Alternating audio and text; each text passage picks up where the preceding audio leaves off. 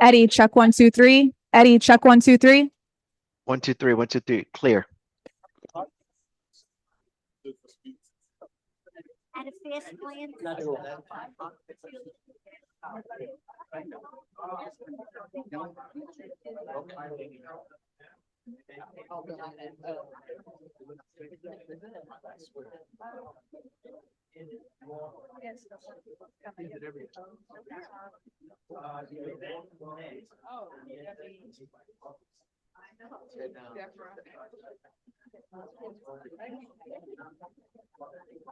Everybody's cell phone on silent. Behave. So, but I don't know. Yep. But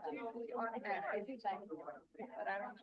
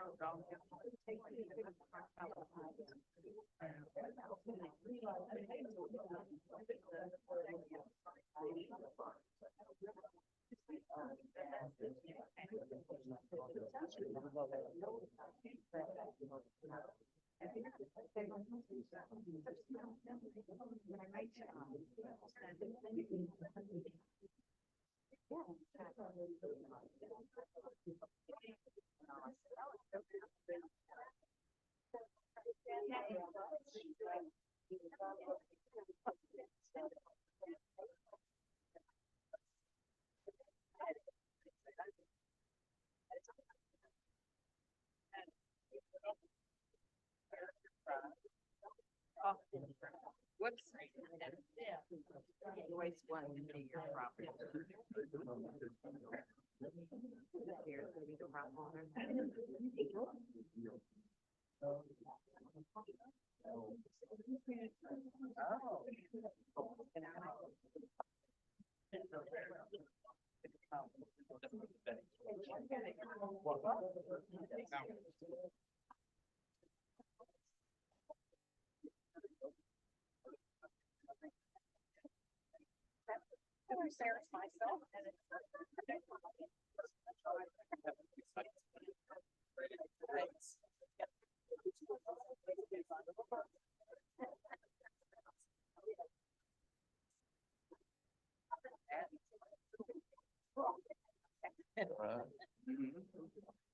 You need another minute, Mike? I wonder if anybody's. Okay. Madam Clerk, can we start?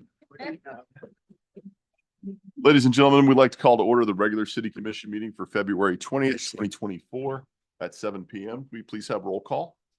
Commissioner Drosky, Here. Commissioner Hudak, Here. Commissioner Preston, Here. Vice Mayor Parnes, Here. Mayor Gantz. Here. Will you please stand for a moment of silence and our pledge of allegiance?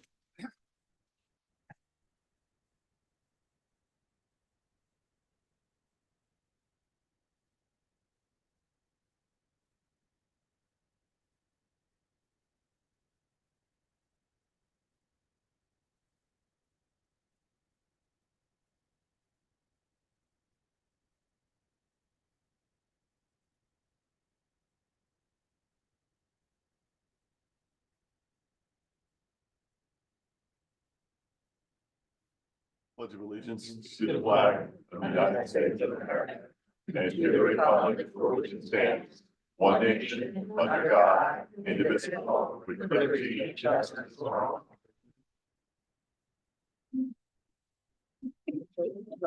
Yeah.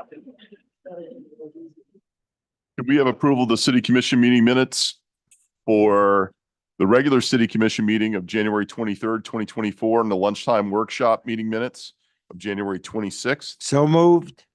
Second. Motion by the vice mayor, second by Commissioner Preston. All in favor, say aye. Aye. Aye. Those opposed? All right, acknowledgement of our city board meeting minutes, the Education Advisory Board meeting from September 6th and December 6th, the code compliance meeting minutes of November 29th, 2023, African American Heritage Board meeting minutes from January 11th, 2024, and the Hillsborough Inlet District meeting minutes of January 22nd, 2024. So moved. Second. Moved by the vice mayor, seconded by Commissioner Hudak. All in favor, say aye. Aye. Those opposed? All right, approval of our agenda tonight. Motion to approve? Second. We have a motion from Commissioner Preston, seconded by Vice Mayor Parnas. All in favor, say aye. Aye. Those opposed? Madam Clerk? For those attending via Zoom online, wishing to speak under public comment or on an item that's open for public input, please click raise hand at the bottom under the reactions tab, and your audio will be unmuted when you're recognized by Mayor Gans. For those attending via Zoom by telephone, please press *9 to raise your hand, and your audio will be unmuted when you're recognized by Mayor Gans. Please make sure your audio is unmuted on your end by pressing *6. Thank you. Thank you. Our first item tonight is a Government Finance Officers Association Certificate of Achievement for Excellence in Financial Reporting for Annual Comprehensive Report for the fiscal year ending in September 30th, 2022. Mr. Santucci?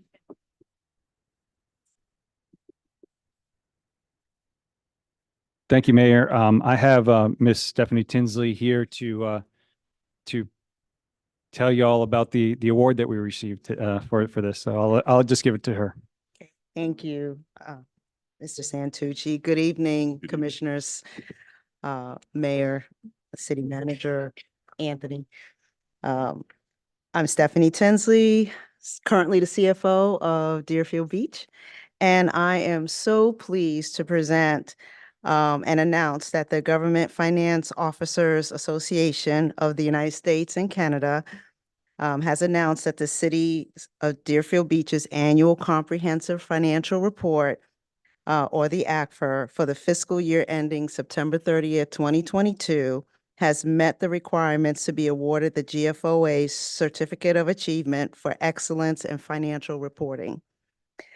The Certificate of Achievement represents the commitment of the city's commission, management, and staff to meet the highest standards of governmental financial reporting and is the highest form of recognition in governmental accounting and financial reporting.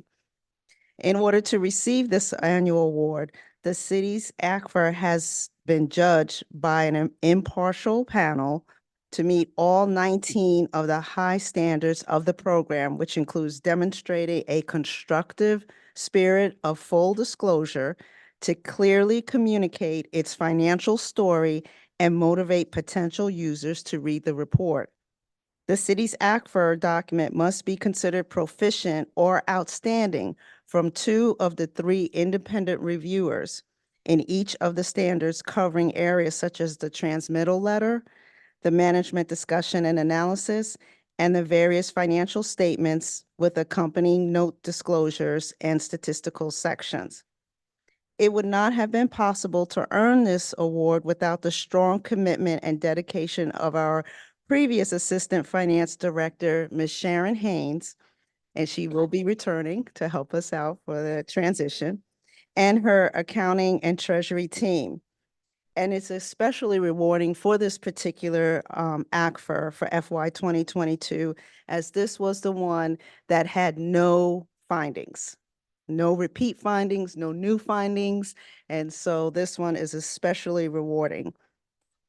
It was during this time, the amazing effort that the team has put together that, and this was October 1, 2021 through September 30th, 2022, that not only were they working to try to do improvements on the various processes and procedures, but also they were working through the second year of an AG operational audit as well.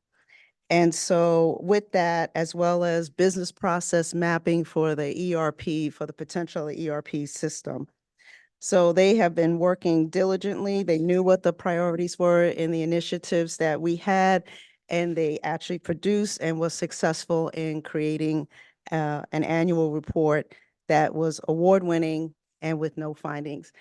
They're probably in the, I told them they can join via Zoom, they can get some rest, they didn't have to come to the meeting. So I just want to recognize them and the accounting team for their efforts and their work. Excellent. Thank you, Stephanie. Okay.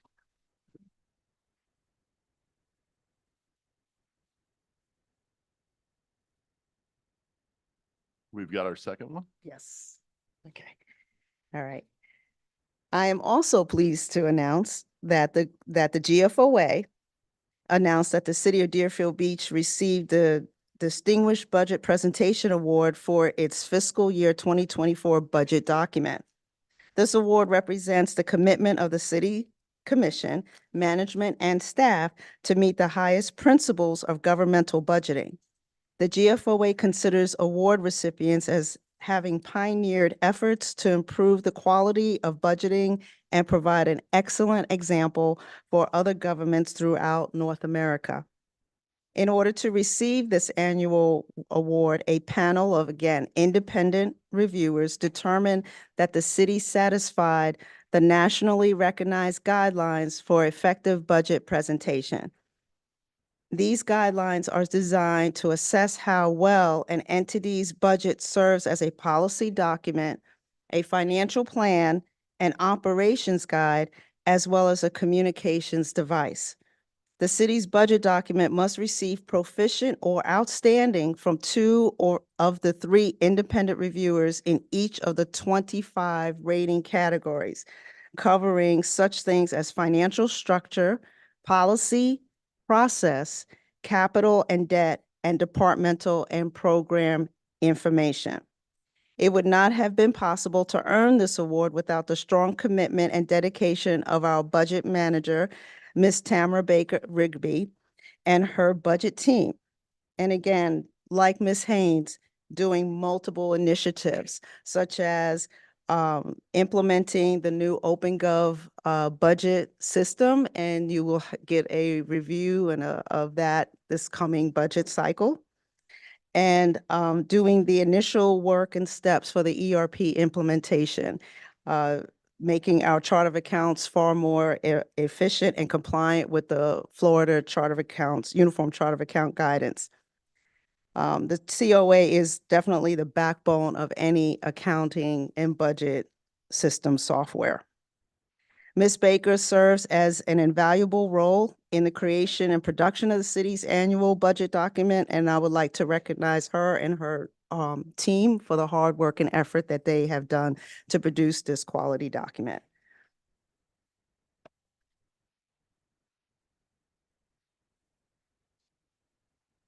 Mayor, may I, oh, I'm sorry. Yes, Ms. Tinsley, you're not done with us yet. We appreciate that.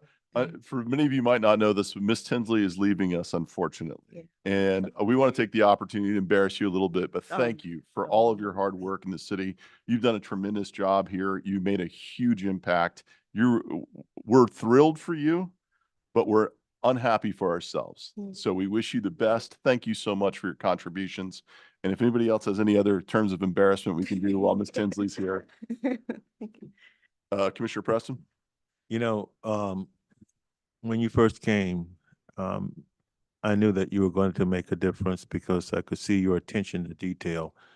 Quite frankly, the mayor charged you with responsibilities to balance certain things and to be transparent and to have an understanding about how finances are working. You accepted that challenge, and not only did you accept the challenge, you embraced it, and you were able to rise to the level that you should as a professional to be able to alleviate any challenges to this commission about finances. And we thank you for that. these awards are kind of a tribute to the good things that you have done. And we're going to wish you the best. And we really appreciate your contribution. Thank you so very much. Thank you. Commissioner Hudak? You know, the goal of a department head is to leave a department better than when you found it. And you have done an exemplary job. The reason I clapped at the no audit findings is because when you came, we had numerous audits in a row where we had multiple audit findings. And it took someone with your diligence and your expertise in order to help us get through that challenge. So I really, really appreciate all your hard work. I know the next stop on your career is they're going to be very fortunate to have someone of your talent. We were very fortunate, and I'm thankful for the talent that you provided to that finance department. And I know the next person that comes in is going to start off much better than how you did. So thank you very much. Thank you. Thank you. Appreciate it. Thank you. I want to thank you for making it easy to understand the finances of the city.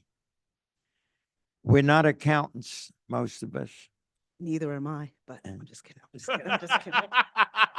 Maybe that's why. Sorry. But in the 7 years I've been up here, you're the first financial officer that has made it easy to read statements, where the money's going, how it's going. And that is a pleasure. So wherever you go, they should be very happy to get you. We're sorry to lose you, but we wish you well. Careers have to grow, and we wish you only the best. Thank you. Thank you. Thank you. Commissioner Drosky? Thank you, Mayor. My turn now, Stephanie. I will corroborate everything that my colleagues have to say. I just remember when you first came on board, we had the discussion of not football, of turning the ship, on a dime, that you came from outside the state of Florida and you had your vision for this department and what you would want to see, and that you told us it would not happen overnight. And it was like turning a cruise ship, it doesn't happen on a dime. It takes time. You have to implement, baby steps along the way, and those fruits are starting to bear, and we can see that as we go forward. So your legacy will live on here. As the president of the Broward League of Cities, I'm going to target the city you're going to. And remind them every day they better treat you right, because we'll have you back otherwise. Yeah. To miss you. Thank you. Thank you. Thank you so much. Stephanie, Appreciate it. Stephanie, I just want to tell you that all of these wonderful things that everybody's saying, it's not without provocation. We're simply trying to guilt you into staying. Thank you. Last chance to get her to stay, Mr. Santucci? Yeah. Thank you, Mayor. And Ms. Tinsley, I want to tell you that I think it's the easiest thing that I can say to you is to have all 5 commissioners here giving you praise and thanks tells you just how far you have brought the city's financial department and the city's finances as a whole to the level that it's at. The challenges were high, the expectations were high, but you certainly rose to the occasion, and I thank you. I wish you the very best. We will miss you. I want to let the city commission know that currently she is working with our interim CFO. And we are also, so we have an interim CFO in place. She's been working very well with her. And I'm very excited to have her step in to assist us while we go through this transition. And we are in the recruitment process for the permanent CFO position. That's going very well as well. And as Ms. Tinsley said, we are also getting our assistant director, Ms. Sharon Hayes, back as the assistant director for an undetermined amount of time at this point, but she is coming back to assist us as the assistant director. So thank you again for everything you have done. Thank you so much. I appreciate it. Thank you.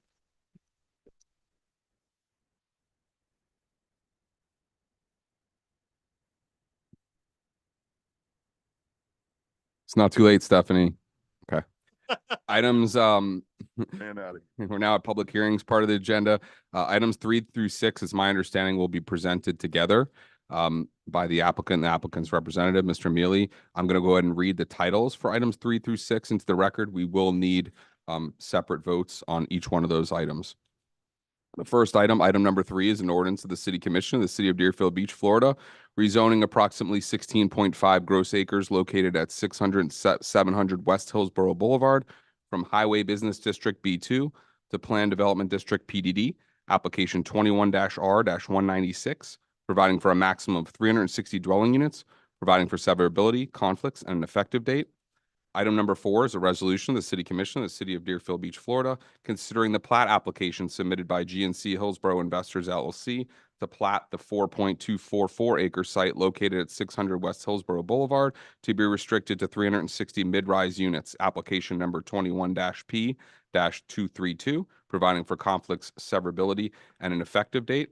Item number 5 is a resolution of the City Commission, the City of Deerfield Beach, Florida, considering a major site plan from GNC Hillsborough Investors LLC to demolish an existing 2-story office building, to partially demolish and renovate another office building, to provide facade improvements to another office building, and construct a new 360-unit multifamily apartment complex and parking garage with associated site improvements on the property located at 700 West Hillsborough Boulevard, application number 21-PDD-03, providing for conflicts, severability, and an effective date. Item number 6 is a resolution of the City Commission of the City of Deerfield Beach, Florida, approving a development agreement with the developer of the development located at 600 and 700 West Hillsborough Boulevard and consisting of approximately 16.5 gross acres, authorizing execution of the development agreement, providing for an effective date. And Mr. Milley, as you know, you have the right to a more formal quasi-judicial hearing, cross-examining witnesses, swearing them in, et cetera, or you can waive that right and have a more informal process. If you would just let me know after stating your name and address for the record, whether you waive or not. Thank you. My name is Dennis Mealy, 200 East Broward Boulevard, Fort Lauderdale, on behalf of the applicant, and we will waive the quasi-judicial procedure.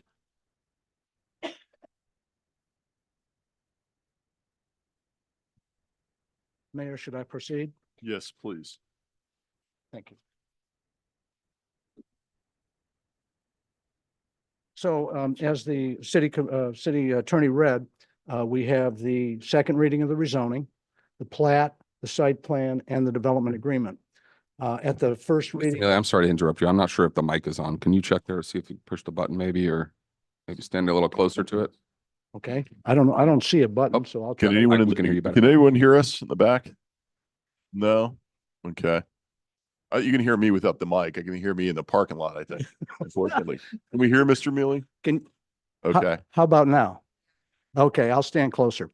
So as I mentioned, we have the 4 items tonight: the second reading of the rezoning, the plat, site plan, and the development agreement. So first I want to ask, I presented a lot of stuff last time. Can we consider that part of the record this evening as well?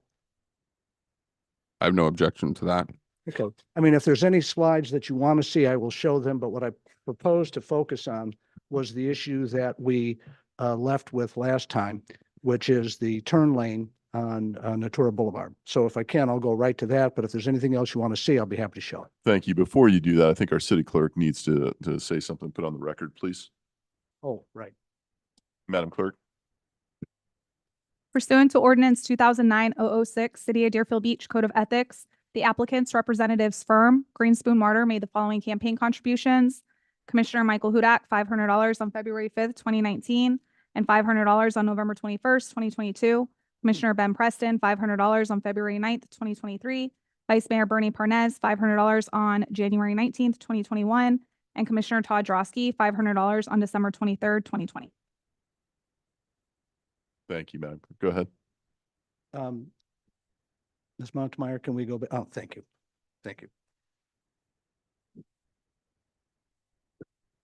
So this is what happens when you give me the clicker. Okay, here we go.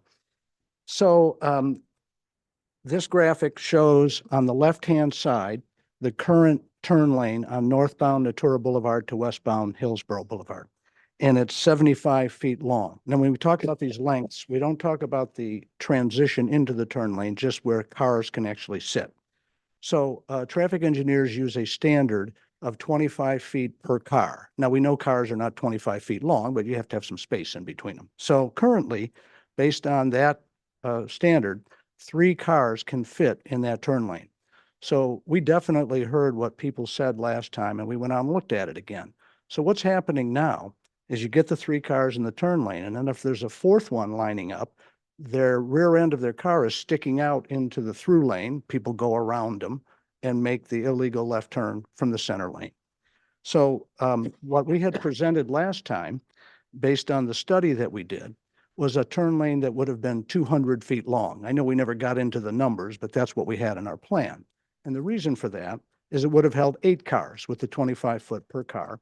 And the study showed that if we had enough turn lane movement for 8 cars, that would be more than offsetting our impact. It would have been a little bit better than we needed for our impact. Last time we were asked, well, could you make it longer? And we did identify that the Hillsborough Boulevard turn lane can't be made any longer because there's a turn lane on the backside of it going in the other direction. But what we did find out is we could certainly make the turn lane on Natura longer. So you see the 75 feet on the left-hand panel, you see the 200 feet in the center panel, and then you see what we're actually proposing now, which is 350 feet. So currently that turn lane can hold 3 cars. In order to mitigate our impact plus do a little better, it would have been 8 cars. Now it's 14. So why did we stop at 14? Because if we went further, we would be into the curve on Natura. And all the engineers said, let's not get into the curve, let's stay on the straightaway. So that's what we did. So certainly with these 14 cars being able to line up in the turn lane, it should eliminate anyone needing to try to go around it, go in the center lane and make a left turn, because now there's plenty of room to get in the turn lane itself. So that's what we've identified. We provided this information to the city staff so they could look at it in advance of the meeting. This will have to go back to the county for approval, but any improvement to the turn lane will require county approval. So we feel very comfortable that this is what we could do. This is what we're committing to. We hope that it will be seen as a positive step. I've talked to a couple of the neighbors, even as late as tonight, and people are recognizing that we're trying. We're trying as hard as we can to address the issues that have been raised within the constraints that we have, with DOT having their jurisdiction and the county theirs and the city theirs. So that's what we've shown. Just a couple of other quick items. You may wonder, why is the plat a smaller number of acres than the rezoning? That's because some of the property is already platted and some of it's not. So the plat is for the area that was not previously platted. The balance of the property was previously platted. We don't have to change that. The development agreement, we went over, the main thing for this development agreement is whenever you zone to PDD, you have to show that you're generating a public benefit.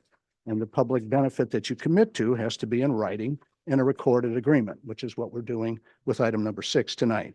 So we went over all of the improvements that we're making that are part of that public benefit, the sidewalks, the drainage, the turn lanes, the road improvements, the contribution to the Oviedo McKeithen Recreation Complex that's in addition to our normal park impact fees, the contribution to the city's affordable housing fund, the plazas, the public art, and other traffic improvements and controls. So all of those items are outlined in the development agreement, the same as we discussed them at the last meeting.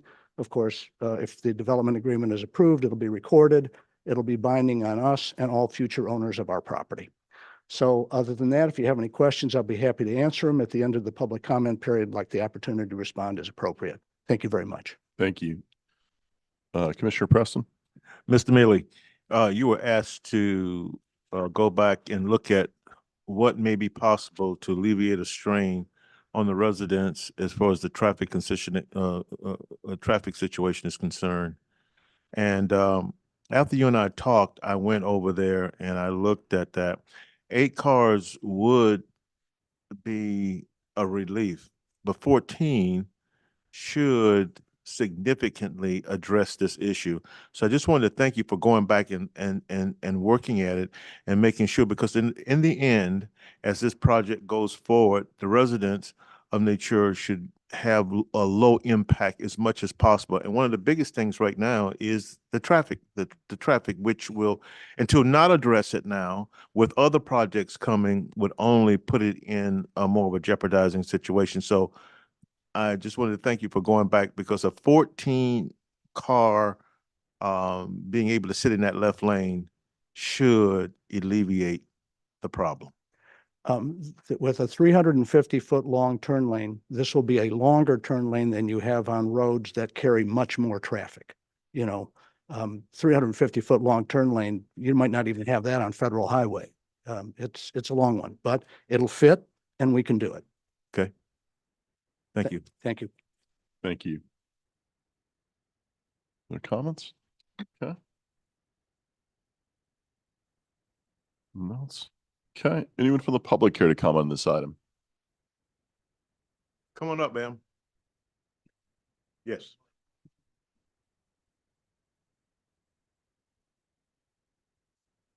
Just come up and give your name and address for the record, please. Hello, my name is Kathleen Williams, 419 Southwest Natura Avenue, Deerfield Beach. My question is, and almost my assumption to this, but I'll mention it. Will the traffic lights be adjusted to that number of cars going down to make that left lane? Now we're up to as many as 14. So will that left lane be adjusted for timing? That's my question. Okay, we'll find out for you. Okay, thank you. Thank you. Anyone else?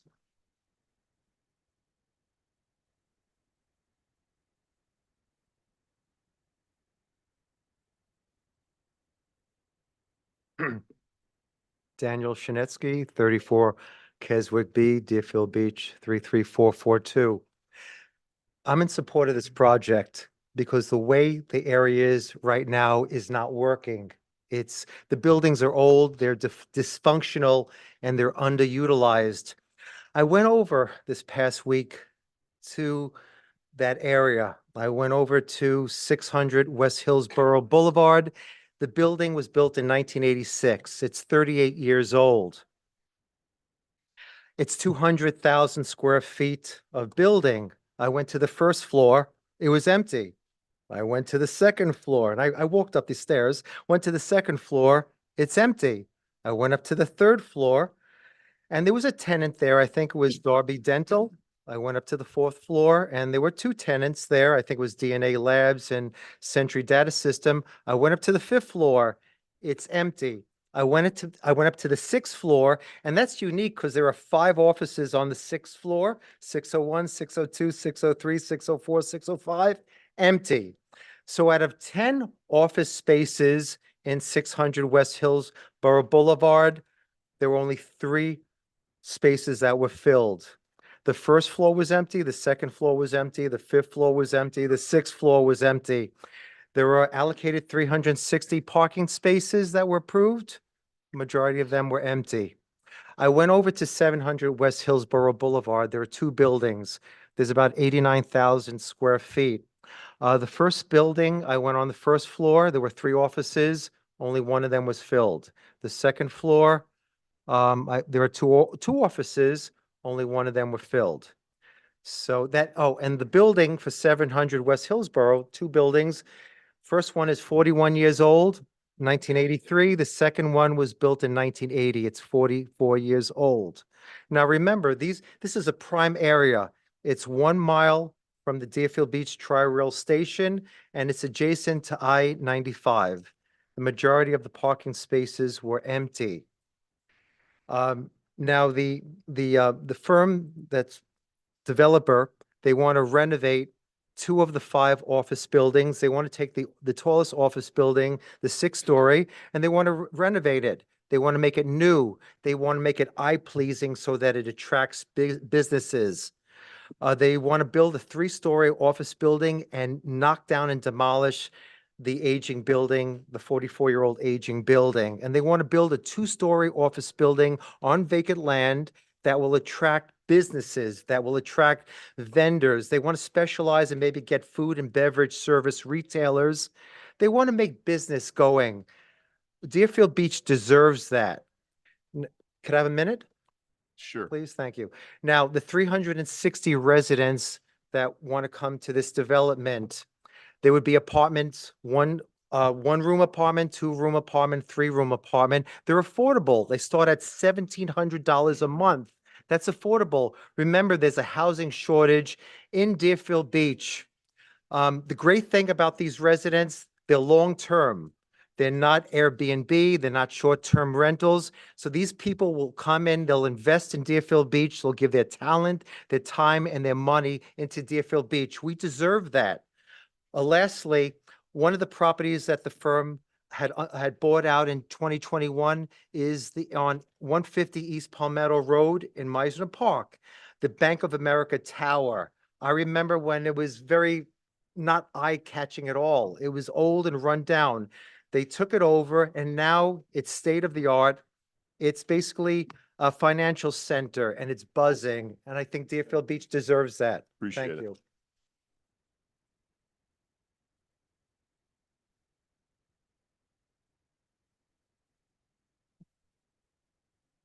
Good evening, Tom Caputi, 405 Nature Avenue. How's everybody? Good, sir. Look, thanks for everybody for working on this traffic situation that's going to occur there.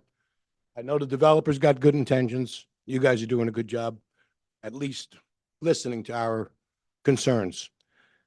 Two things. Number one, on Natura Boulevard, we need, and I'm not sure if it's a county situation or city, but I feel we need an extra speed limit sign going south and an extra one going north, as well as the no parking signs that are on the soft shoulder are completely bleached out. You can't even read them. You can see the red arrows, but you cannot read the signage. Now, I talked with Commissioner Preston about this yesterday, and he supports this. Anything to improve traffic safety on Natura Boulevard, he's for, and I am too. When you pull out of the first speed limit sign going south on Natura Boulevard from Hillsborough is on the left-hand side on the median. Why it's on the left-hand side, I don't know. Speed limit signs are usually on the right, but it's in the median right there. Now, you go a little further down and you come to the exits of 600 and 700 Hillsborough, that are going to dump onto Natura. As they come out and turn right, there are no speed limit signs. There is no speed limit sign until you get all the way down past Natura, between Natura and Tivoli. So people pulling out of there have no idea what the speed limit's going to be. I think you need to look at that. I request that we put those in, as well as correcting all those no parking signs that are illegible. Can't even read them. My one concern, other than the traffic and stuff, the rezoning, the apartment building that's going to be erected. Look, I believe I'm a capitalist. The developer obviously deserves to build and improve their property and make a profit. By all means, I'm all for it. Now, that apartment complex roughly is going to generate around $9 million a year in rent. My only concern is, does it need to be 100-foot tall, 8-story building? When for years we had a 5-story limit on residential buildings in Deerfield Beach. Yes, I want them to make a profit. Could it be a 6-story high building or 7 and keep it within the 75 feet that currently residential properties are limited to? I don't know. That's something for you guys to look at, something for them to discuss.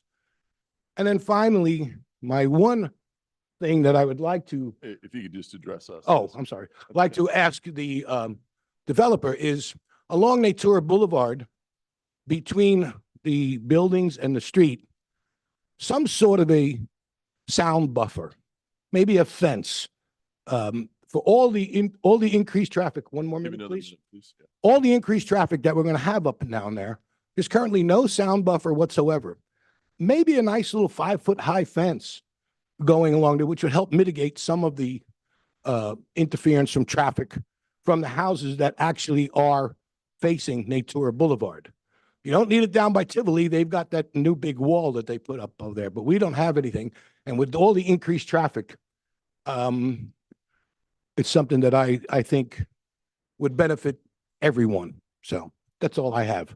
Thank you. Thank you, Mr. Caputi.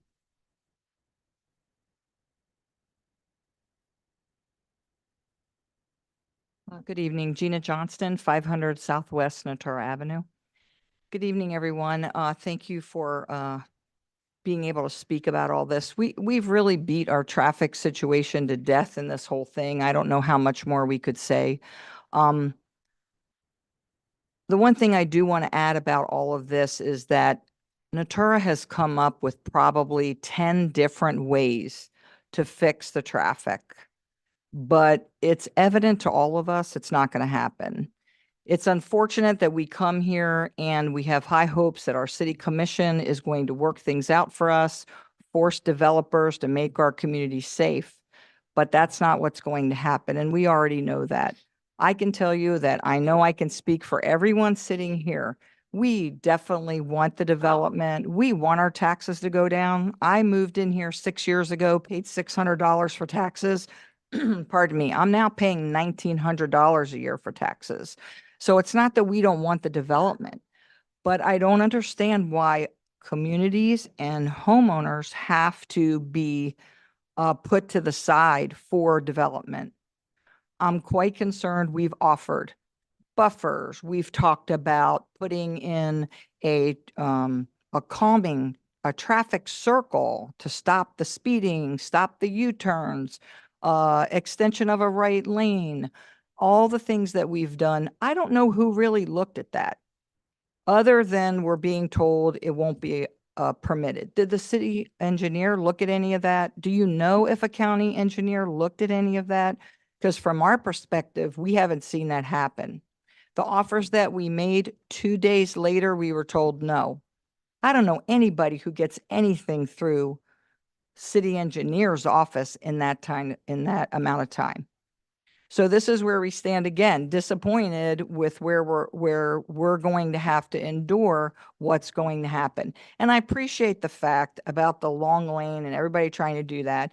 But as you said, Mayor Gantz, at the last meeting, this long lane is going to do nothing. People are not going around because somebody is blocking the lane.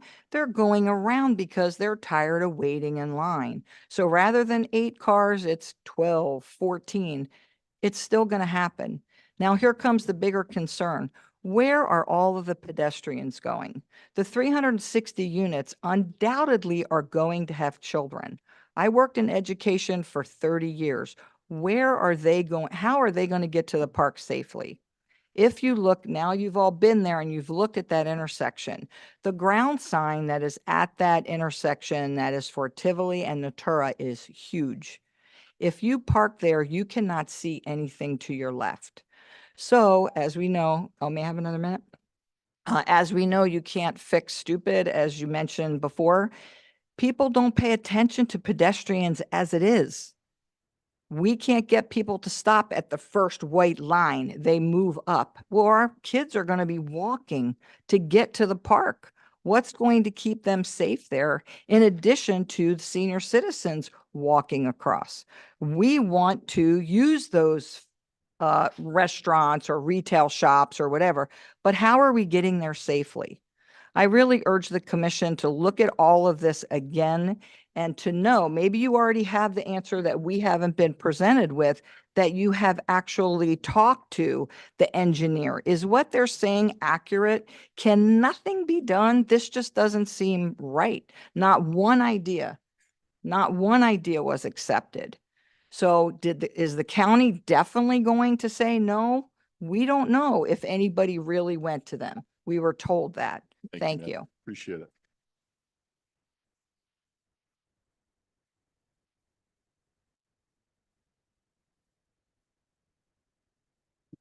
Dan Hirsch, 330 Southeast 19th Avenue. There's no way to stop this development, but there are certainly many things you could do to lessen the impact in the short and long term. Number one, do not grant the 20-foot setback the developer is requesting on Hillsborough Boulevard, and do not increase the height of the building to 80 feet. You are setting an awful precedent for the future, and the developer will still have a $70+ million project without providing these 2 variances. Number two, please stop relying on developer paid for traffic studies. They are not worth the paper they are printed on. Do what banks did after the financial crisis when it came to appraisals. Have the city exclusively deal with and choose the traffic consultant while making the developer pay for the study up front. This will eliminate all the tricks used by the developer to obscure the real traffic counts. Number three, The city hires consultants for many things. Why doesn't the city hire a professional negotiator to even the playing field between the city and the slick talking attorneys that represent developers? I can't imagine a professional negotiator doing a worse job as the city did in this case, dealing with the developer. I will even offer my negotiating skills to the city, free of charge, of course.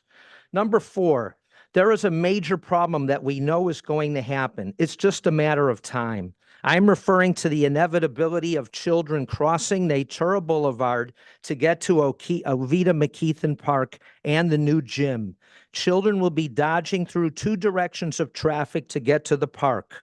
Why can't a crosswalk with lights similar to what is on A1A be inserted, or some type of traffic calming device? Will it take the inevitable traffic death of a child before the commission decides to do something? Thank you. Thank you.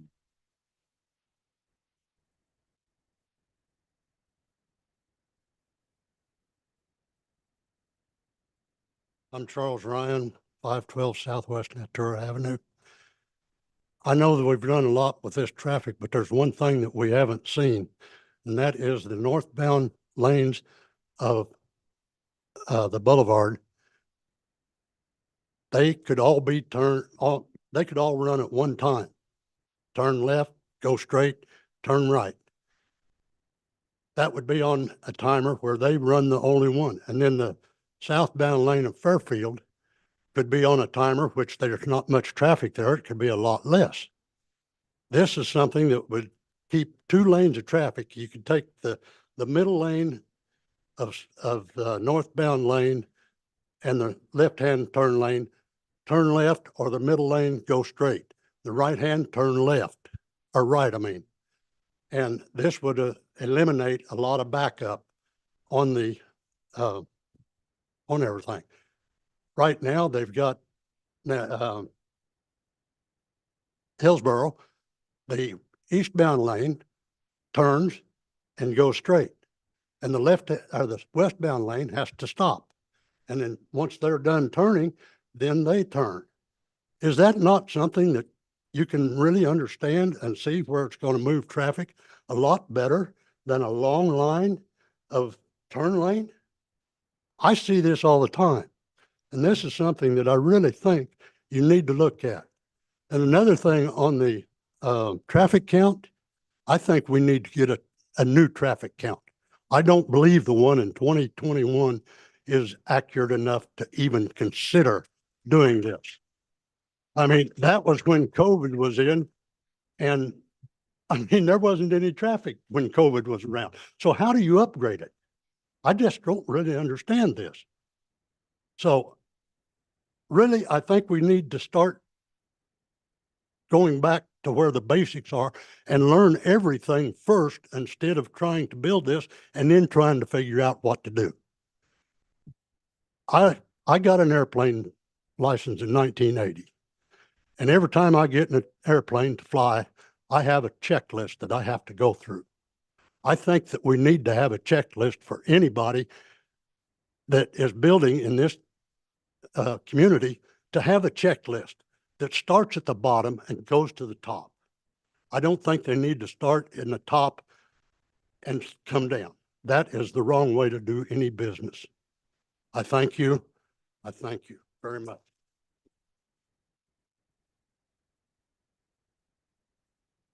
Anyone else? Anyone online? Ms. Freitag, go ahead. Good evening, Mayor and Commissioners. Katie Freitag, 418 Southeast 2nd Street.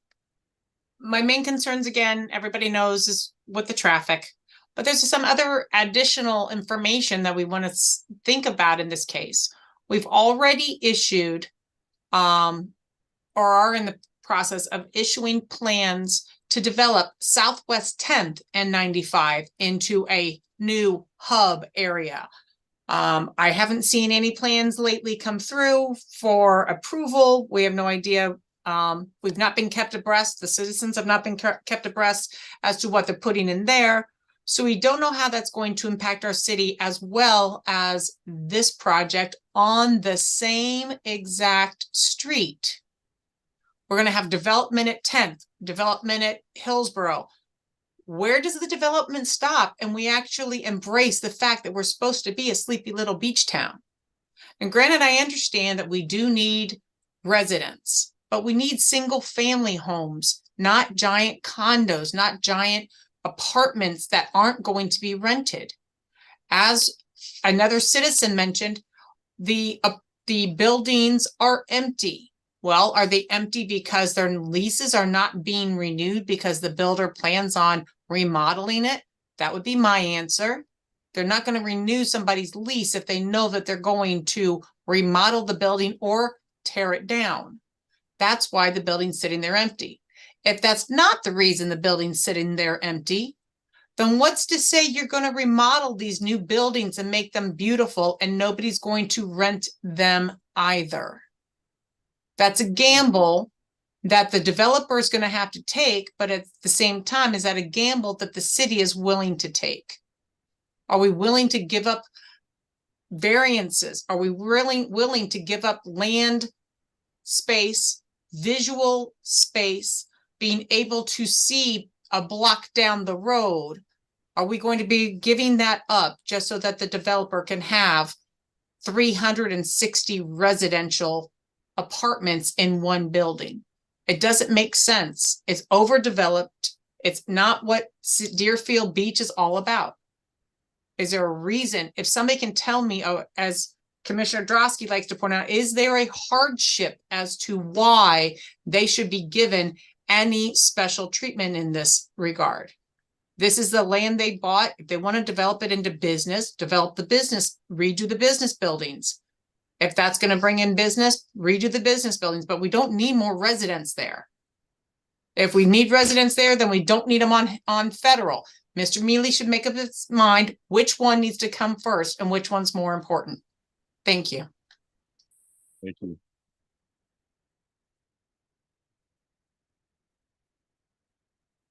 I'm sorry. Sri Hart, go ahead. Good evening, Mr. Mayor and Commissioners. I'm sorry, we need your name and address for the record, please. Sure. Sridhar Atluri, 700 West Hillsborough Boulevard, the same building that's planning on being demolished. We run a dental clinic there, and we support about 10,000 residents of City of Deerfield Beach. Residents use our services. I believe landlord has the right to do what they want to do. I have no objection on what they want to do. But the only thing is we request that we give ample time for us to plan ahead, because if something were to happen to our clinic, it affects 10,000 City of Deerfield Beach residents. And we need a reasonable time for us to prepare for it, for us to plan to a different location or anything. We just need a time frame. And if the landlord can really give us some timelines on when they are planning on demolishing this building, that would be helpful for us to plan ahead. Thank you. Thank you. Anyone else? Mr. Christopher, go ahead. Christina D. Christopher, 517 Northeast 6th Avenue. I just want to say that I haven't been coming to these meetings for a really long time, but the conversation that keeps happening over and over is that the commissioners in the city are trying to prepare the residents for the idea that if we don't do this development, something bad is going to happen. And whether we like it or not, development is going to happen. But the first item, when I came before, we were being proposed with the most dense project for residential.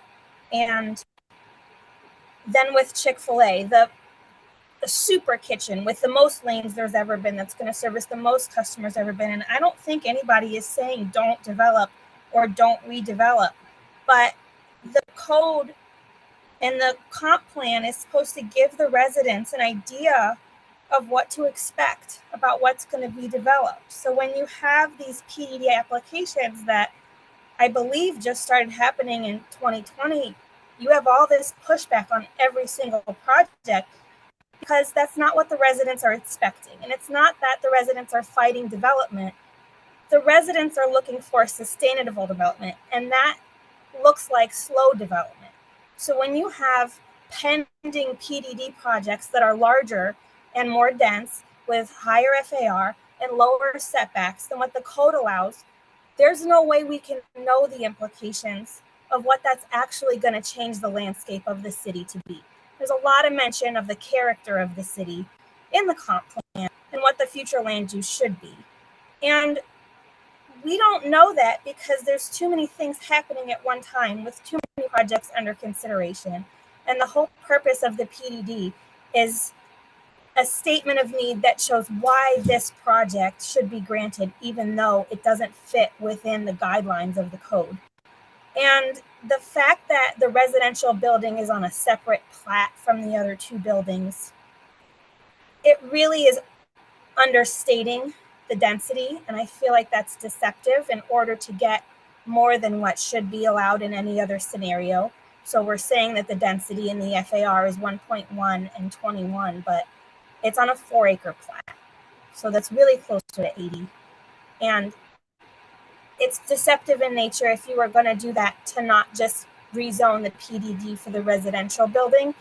Stating that the design is not cohesive is not a statement of need, it's a statement of want. And stating that it's underdeveloped according to the land use that they changed for the project is also a statement of want and not a statement of need. And I think what everybody is really asking for is sustainable development, slow development, Another minute, please. things that are. Say that again? Well, we're going to give you one more minute to complete your thought. Okay. I just feel like 1 minute, please. If the code is so outdated, and according to our code, all of our properties are underdeveloped, and that the steps we're watching can be done by any developer, I think that it sets a very dangerous precedent for developers to come in and do more than what is for the highest good of everybody concerned. And I think it saves everybody a lot of time if development is so important to the city to redo the code so nobody wastes hours of time and you guys don't have to listen to people beg you to stand up for them when your mind's kind of already made up that you've repeated over and over how important development is, and then we all get a history lesson of how much Deerfield has developed and how the traffic will affect everybody that gets up here. But we do need development. And it's not that people are afraid of that it's going to be bad. It's a level of service F. So it Thank is you. bad already. Anyone else in the public? Anyone else online? No? Okay. I'm going to close it to the public then. Oh, I'm sorry. No, you don't want him to speak. We will have you. I'm going to keep the public open here for now. Yes, ma'am. Hi, Leslie Meyer, 3141 Southwest Ventura Avenue, Deerfield Beach. Like we're building all these new buildings. My son works for Merrill Lynch in Jacksonville. My nephew works for Humana in Louisville. They're condensing all their buildings to move them into smaller groups because everyone's working from home now. And people can't afford the rent that these places are asking, a new building. Just look anywhere you see, people want to rent places, they can't afford $2,500 for rent or $3,000. I just think that we really should think about what we're really going to put there. If we put 2 brand new buildings, like that man said, one's already empty. Maybe although that building hasn't been populated since before COVID or after COVID, the parking lot's empty. So maybe those people are working from home now. And I think we really need to look at our downtown if we want to expand the, our Deerfield Beach.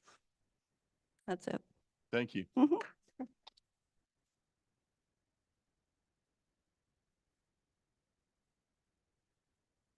Okay, yes, would you like to speak?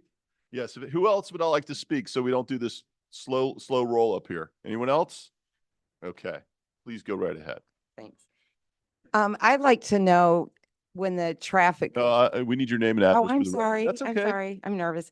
Uh, Jeannie Danner, 530 Southwest Natura Avenue, Deerfield. Thank you, Ms. Dan. So when the traffic control, if that's what it's called, when was that done? Was that 2021 when they looked at the traffic statistics and how many cars are out there? Was that the year of 2021? That's my question.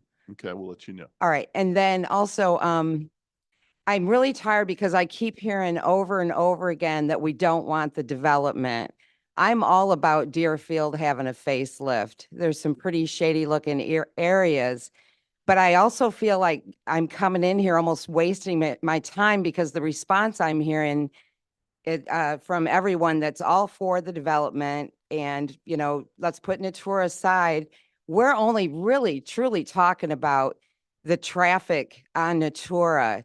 There's a left-hand turning lane right now at that light that's not even in the correct lane.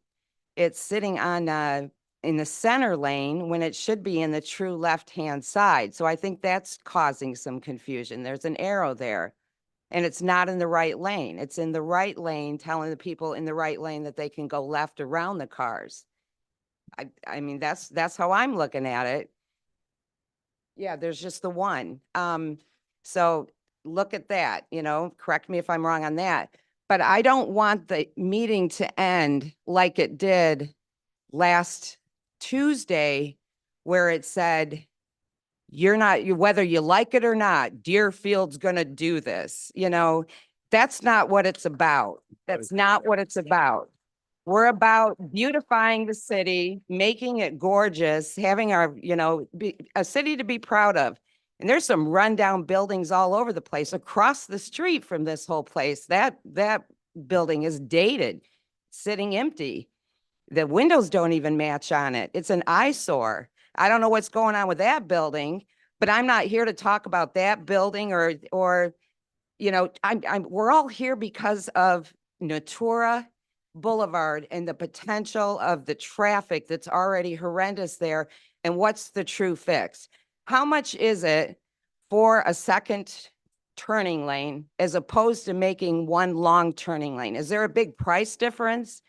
You know, so give me a current lookout at what the traffic is right now, not a couple years ago, and the cost difference. Is that why this is being ignored? You know, not looked at? Let's save $1 million and not put in a second lane with a second light.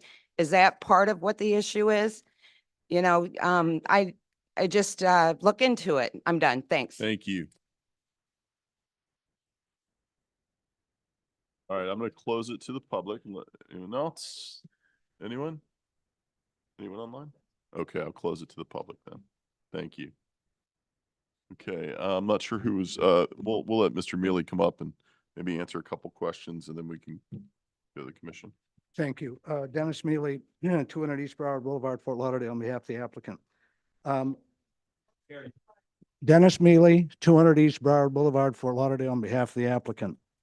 Let me just kind of go through them as folks spoke. So the first speaker asked, would the traffic light timing be adjusted based on the new turn lanes? Yes. As a matter of fact, it's condition L in your site plan resolution states that after the building is occupied, that we would go back to the county, have them look at the traffic signal timing and make any adjustments that are be needed. Any adjustments that would be needed based on the new the new lane configuration. So what you're saying is that they are going to be, they're going to go ahead and adjust the timing of the lights once we go ahead and put the new lanes in. That's correct. Okay, everybody hear that? Okay. Excuse me. No. I just asked if you could hear me, that's all. Thank you. The reason that we do it after you build the building is so you can measure the new traffic that's there. If we did it before we built the building, you would just do it again after. So those kinds of things are always done after construction, so the cars are there and they can be measured and you can make the necessary adjustment. Second, the building is 79 feet tall. There are elevator towers that go above that, like on every building. And so it's the same height as the 600 building, which is also 79 feet tall. There was a comment about different suggestions that were made. It would have been easy for me to come here 2 weeks ago and say, we will put in a second left turn lane if the county approves it. But when we know they won't, why would I say that? Why would I come up and create an expectation for something that can't be done? Now, how do we know it can't be done? Mr. Vargas explained it last time. I'd be happy to have him do it again if you'd like. But the traffic light will not operate as effectively with 2 left turn lanes as it would with 1. And one of the speakers actually hit on it when he talked about how on Hillsborough, they're not going at the same time. You remember that the discussion 2 weeks ago was by doing the single left turn lane that both Fairway and Natura can go at the same time, north and south, left turns, all at the same time. If you make 2 left turn lanes, you can't do it that way. And that's why the county won't approve it, because it won't move more cars through the intersection. It'll move less cars through the intersection with 2 left turn lanes than with 1 long one. That's why we did it this way. It's not a cost-saving measure at all. And again, could have said, we'll do 2 lanes if the county will approve it, but when we know they won't, it's kind of disingenuous to come up and say that. Now, there was also comments about the traffic circle at Natura Boulevard and Natura Avenue. We did look at that. And just like the county and the DOT, they use the Federal Highway Administration manual for those types of things. So you do a traffic circle when both roads carry about the same amount of traffic. Doesn't have to be exactly 50-50, but both about the same amount of traffic. The problem here is Natura carries 10%, Natura Avenue carries 10% of the traffic during one of the peak hours. Natura Boulevard carries 90. And in the other peak hour, Natura Avenue only carries 5% of the traffic and Natura Boulevard carries 95%. So it doesn't meet the standard for a traffic circle. Again, we could have said, we'll put it in if the county approves it, but if we know they're not going to, it's just creating an expectation that can't be achieved. So it's not for lack of listening or lack of reviewing it and researching it. We're just giving the answers that we know are the answers. Now, there was a question about how will people walk safely to the park? Our residential building is right up on Hillsborough Boulevard. You can walk out the door and walk directly to the sidewalk on Hillsborough Boulevard, walk down that sidewalk and cross Natura at the light, which is where you're supposed to cross. If this residential building was recessed into the property, I could understand how someone might want to cross not at the light, but you can walk right out the door of the residential building, right to the sidewalk on Hillsborough, make a right and cross over Natura at the traffic light safely the way you're supposed to. So there's no reason for someone to do it another way. There was a comment about variances. We have no variances. There was a comment about hardship. There's no hardship test. No hardship legal test for what we're asking for. We're not asking for a variance at all. There was a comment made about the city should hire a traffic consultant. Well, you do. What happens is we prepare the study with our traffic consultant. We submit it to the city. The city has it reviewed by the city's traffic consultant. And by the way, we have to pay you back whatever you pay that traffic consultant, even though he's at your direction. So, I know the traffic consultant for the city's not here, but I assure you that our study was submitted. He reviewed it. We made all of the changes he asked for. We put in all of the recommended improvements he asked for. So they were involved the entire time. There's a question about when was the traffic study done? So I want to talk about 2 parts here. Someone said there should be a checklist of everything you have to do. I assure you there is. There's a checklist for every one of these applications. There's a rezoning checklist, there's a plat checklist, there's a site plan checklist. The development agreement doesn't really have a checklist. It's a written document. And we have to follow that. We started this process in the fall of 2021, and here we are in February of 2024, and we're still doing this. So this isn't something that was done on the fly or something that was done without a lot of research and time and review by city staff and their consultants just to get to this point. Now, we talked about the traffic study last time. DOT has an index they use that depending on when during the course of a year you do the study, you have to adjust it So it turns it into basically February, where we are right now. This is the peak time of traffic in South Florida, the middle of the winter. It's kind of common sense. The other thing that the DOT did, if you did the traffic study during any time that might have been impacted by the coronavirus, there was another adjusting factor that you had to do to bring it up to February 2024 standards. And that's what we did.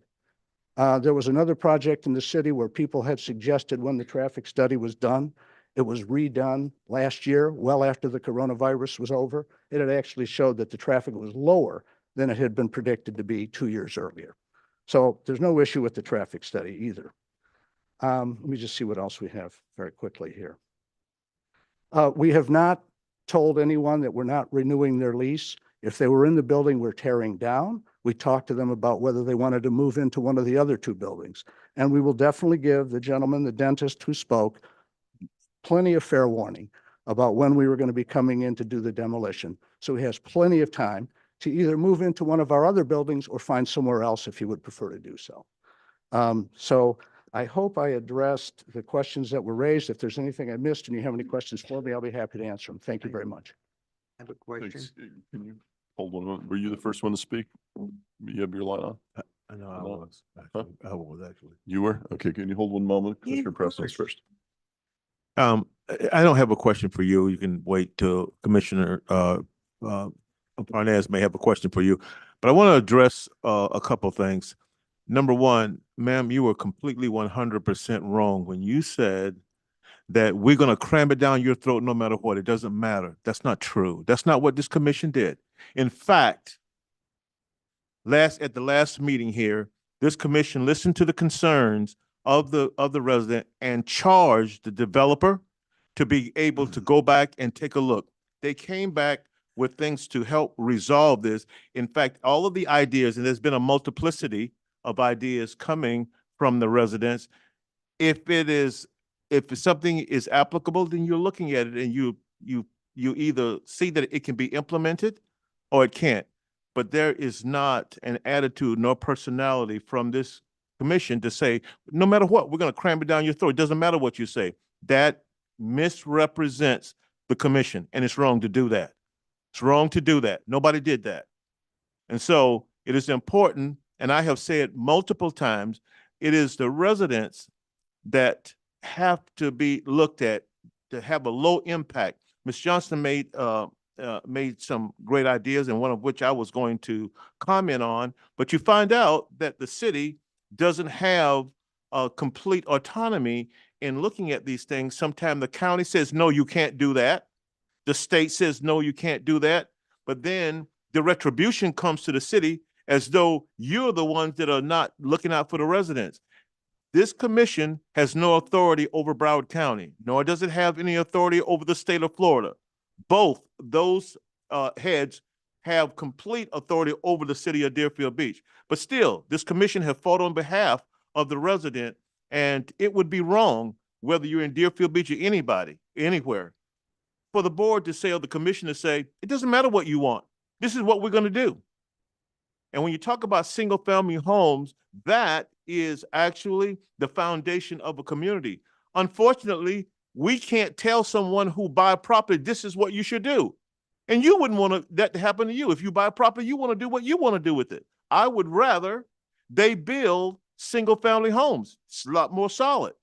But I can't tell the developer that's what you're going to do. That's what you need. We don't have the authority to tell him that.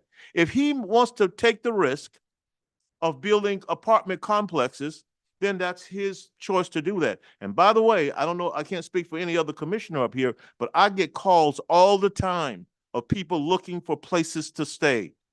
And because there's more and more people coming to our city and houses not available. In fact, before I bought my house, I lived in an apartment complex. Thank God there was some place to go. Everybody can't buy a house right now. That's a fact. That's the way that it is. But I want to just let you know, just in case you don't know, this commission is here to represent you. And I don't know a person up here that would say, no matter what, Deerfield, we're going to cram it down your throat. I don't know anybody up here that would do that. And if anybody's thinking that, it's a misrepresentation of who we are. Thank you. Vice Mayor Parnas? You may not be aware, but traffic is generally controlled by the county. I personally have been trying to get a light on Green Road where people can't back out into the street because of the speed of traffic. They have to pull head first into their driveway on Green Road and have to back out into traffic, and it desperately needs a light. However, the county said not enough people have been killed on Green Road for us to put one there.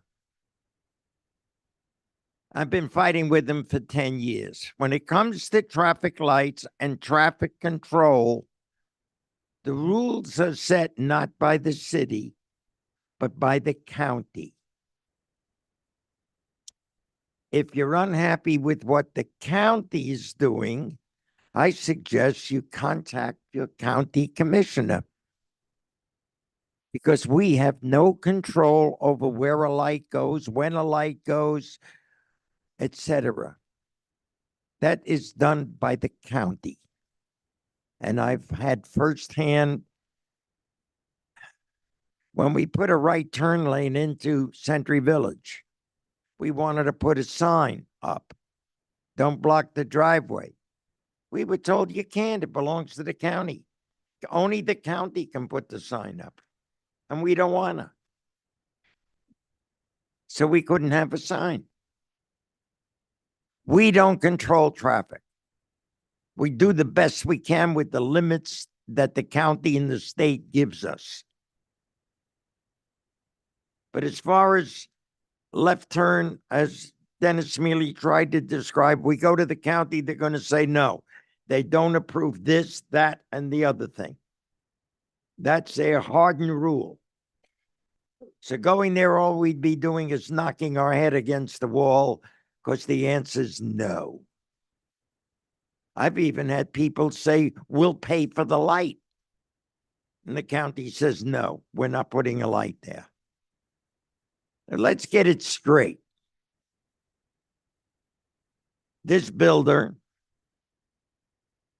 and his attorney and the city have tried to accommodate everybody. But grow the city must. And I like it when people who live on the beach call in and say an 8-foot building, why do they need it? They're 3 miles away from it. They'll never see it. But they want to make a decision for your neighborhood. That upsets me.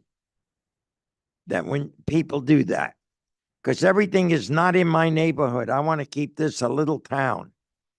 Can't do that. We're in competition with every other city around us. Pompano, Lighthouse Point, Boca.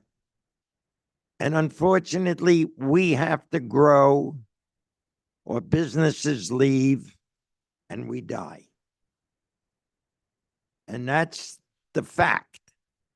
Not that we like it or don't like it. It's a fact of life. If residents don't live here enough to go into stores, stores leave. BurgerFi is leaving the beach.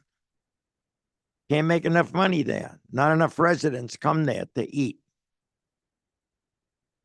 There are other stores on the beach that are leaving, that are vacant. Shouldn't be. But they are. Why? Because not enough people live there. So understand, growth is necessary. We keep intrusion to a minimum that we can.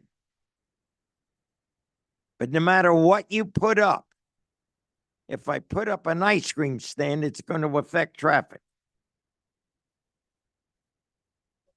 It's a fact of life.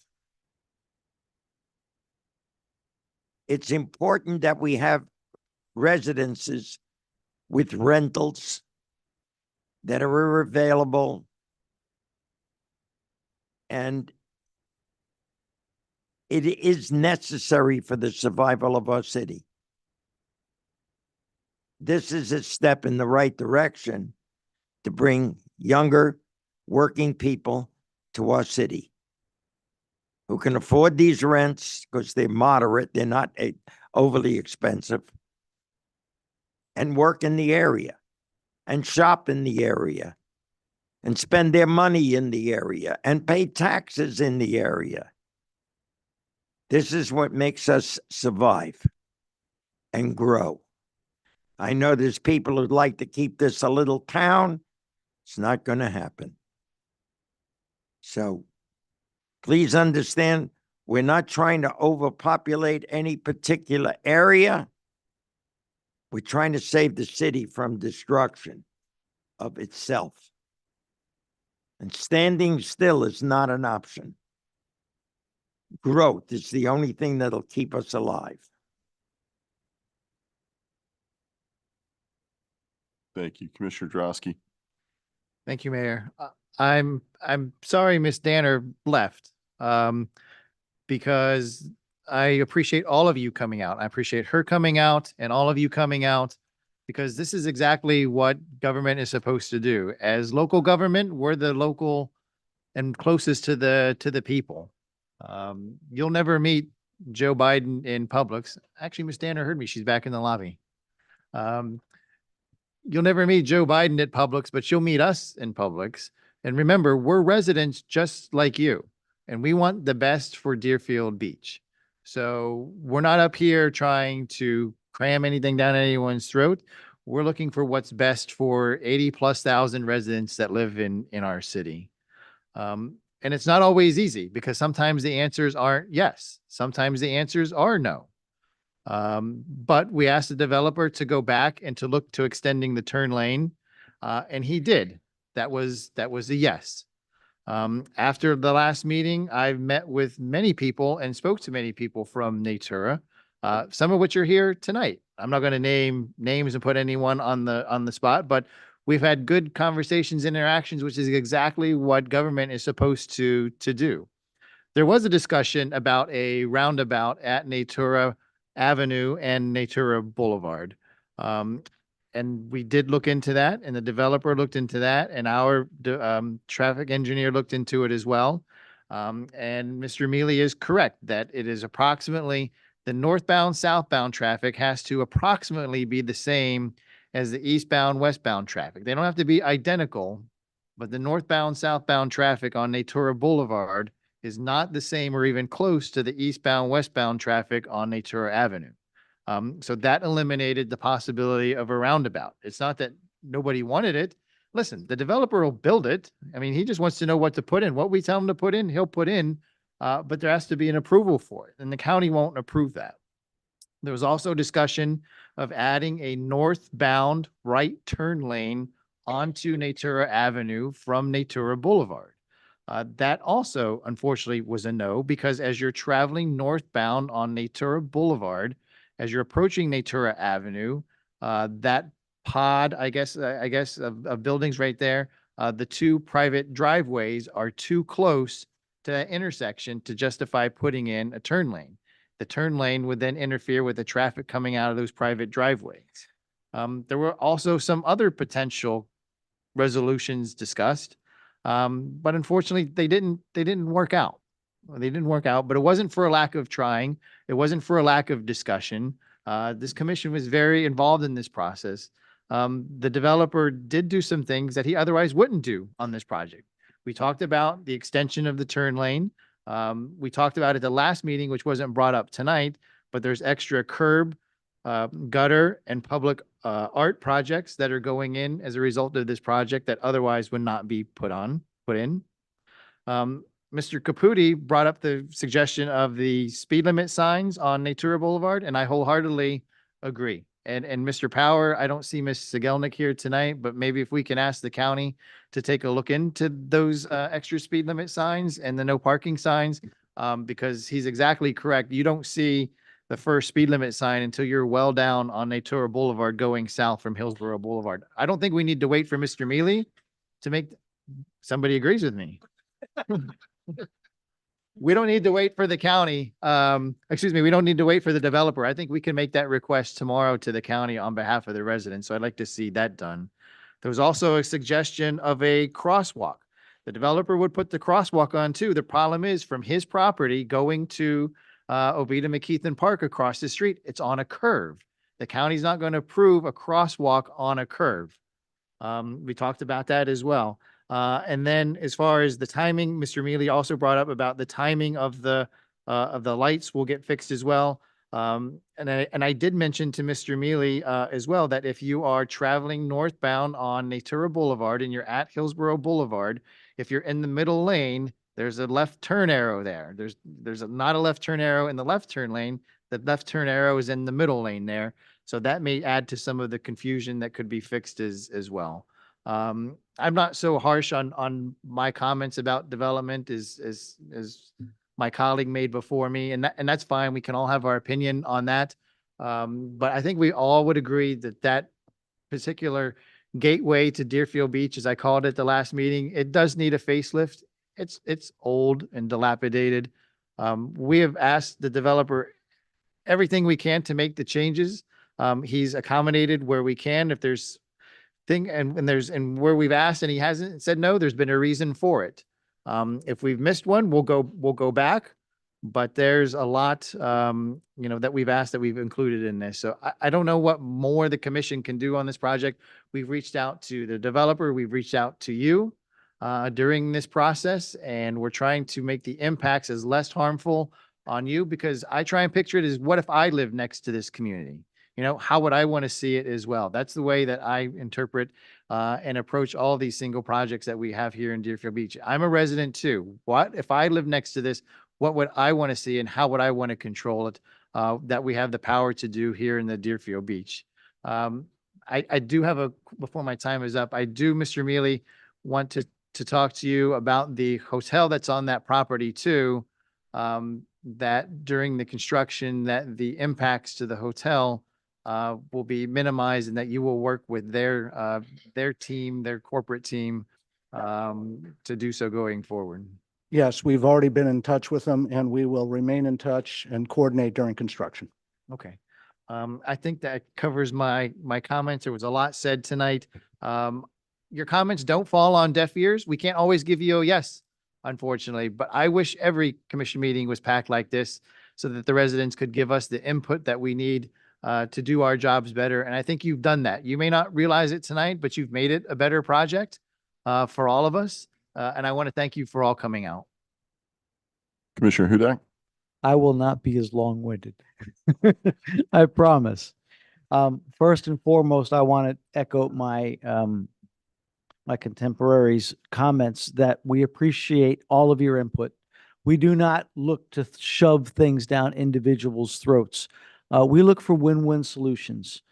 The property owner has the right to develop their property. As one of my colleagues said earlier, if you purchased a property, you have the right to develop that property any way that you see fit. We are going to make sure that it's zoned properly. We're going to make sure that the least amount of impact on the community is there as much as we possibly can. That's our job. Development is important. As the commissioner or as vice mayor said, there are a lot of businesses in Deerfield Beach that are vacant. And one of the challenges is that the residents are not there to support them. Charm City is the business that is relocating north to Boca Raton. There are businesses that used to be in Deerfield Beach that are no longer in Deerfield Beach. Dixie Highway and Boca Raton is able to get businesses that A1A right on the beach in Deerfield Beach cannot, because we don't have the residents to support those businesses. If you go down to the beach, you'll see a lot of vacant businesses. We know about the vacant businesses that are in this property as well. Housing is a challenge. The average cost for a one-bedroom property in Broward County is about $2,000. In order to qualify for that, an individual has to make $90,000 a year. Firefighters don't make that. Policemen don't make that. Teachers don't make that. Individuals that work in retail do not make that. So the people who teach our children, the people who keep us safe, cannot afford to live in our city. I can't afford to purchase my house today. I purchased my house in 2001 and paid $150,000 for it now.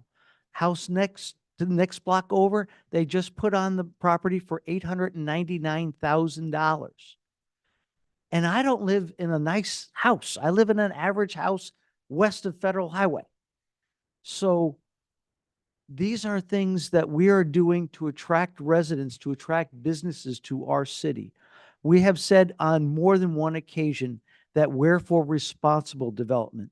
And that's what this commission has been all about. Thank you for educating yourselves, because there are, I tell people I represent 25,000 people in Deerfield Beach for District 1. About 50 of them know who I am. 24,900 of them have no idea who I am. They have no idea who their commissioner is. They have no idea how the city is run.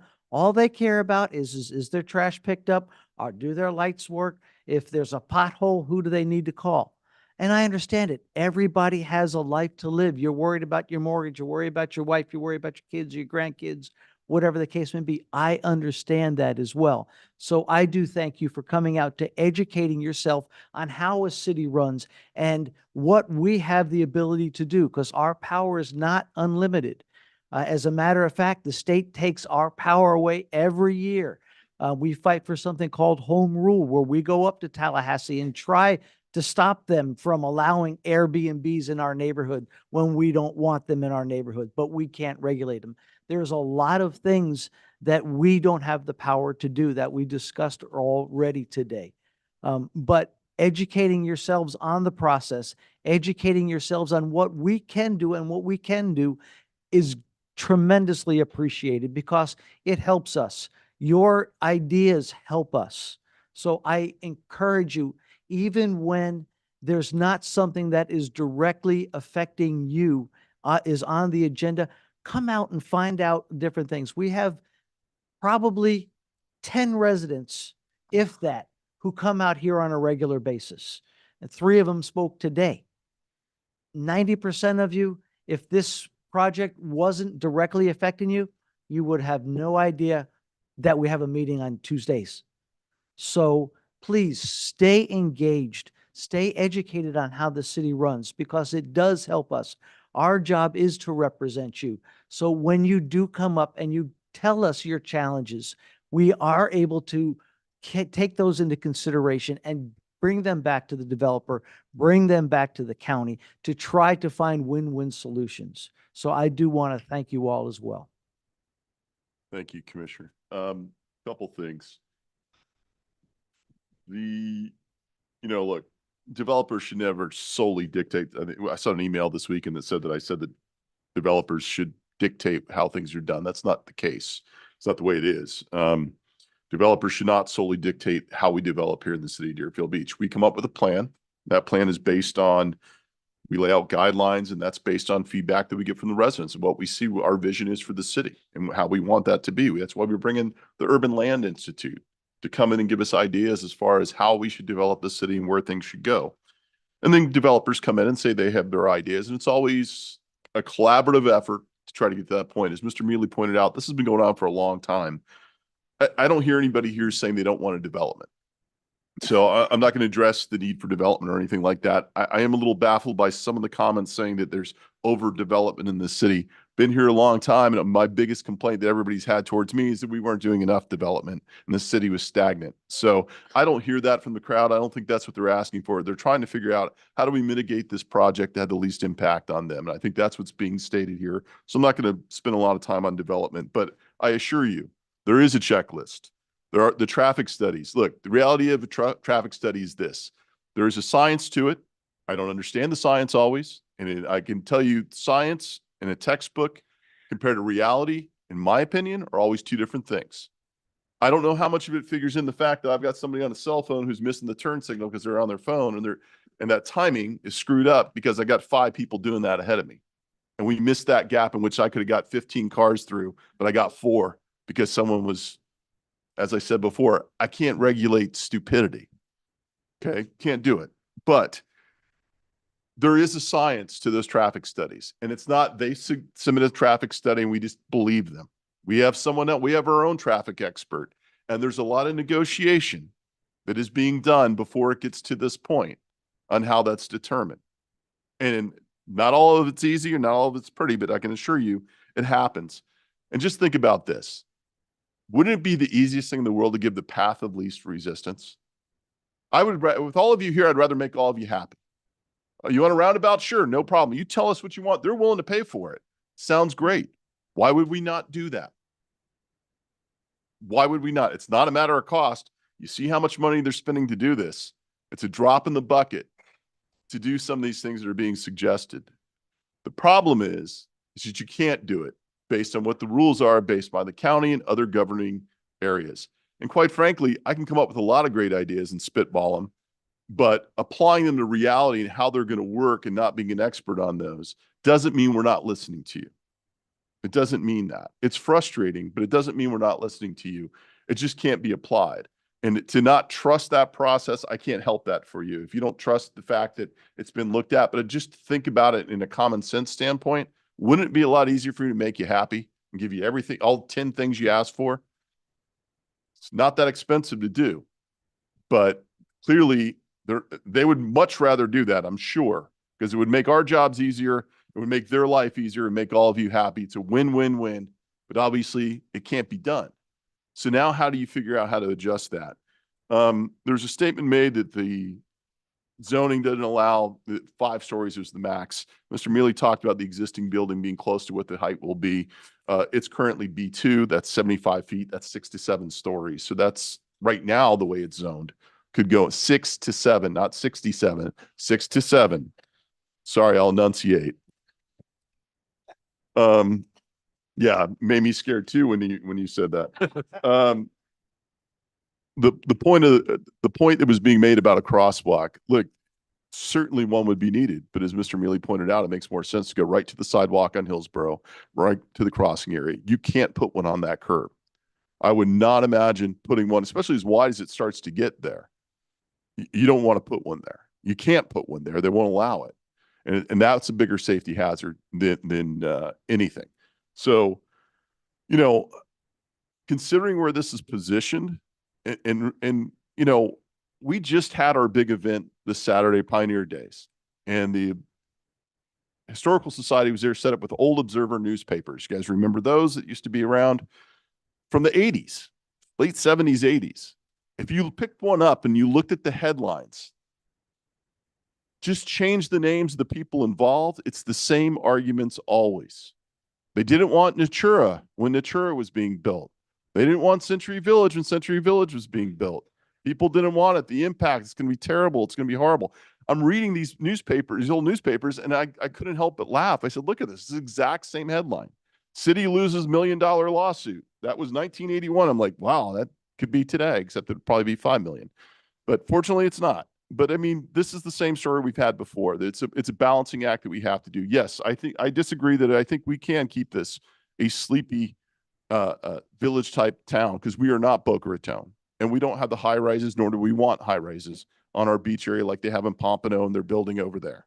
We are unique. We are Deerfield Beach, but we have to make some development that makes sense. And we need to lessen the impact as much as we can. I think there's been a lot of work done to try to achieve that. I think they're accomplishing it as best they can. It doesn't mean that it ends here as far as ideas on how to fix some of the things that we think. Just because your idea is brought up and can't be put into effect doesn't mean that your next idea might be even better, that we can come up with something. Again, I think everybody wants to make everyone happy on this. And when you have to make a tough decision, people are going to be unhappy. You're not going to be able to please everybody. So a couple of questions I want to make sure that they were answered, that people had in here. There's no cost difference, Mr. Mealy, and I'll address this towards you. There's no cost difference between some of the options that were done, or cost is not an issue affecting some of the changes that have been suggested. Is that Right. correct? The decisions that were made had nothing to do with how much they cost. Okay, thank you. The need for people saying that they just want single family homes, that's baffling to me. People can't afford single family homes.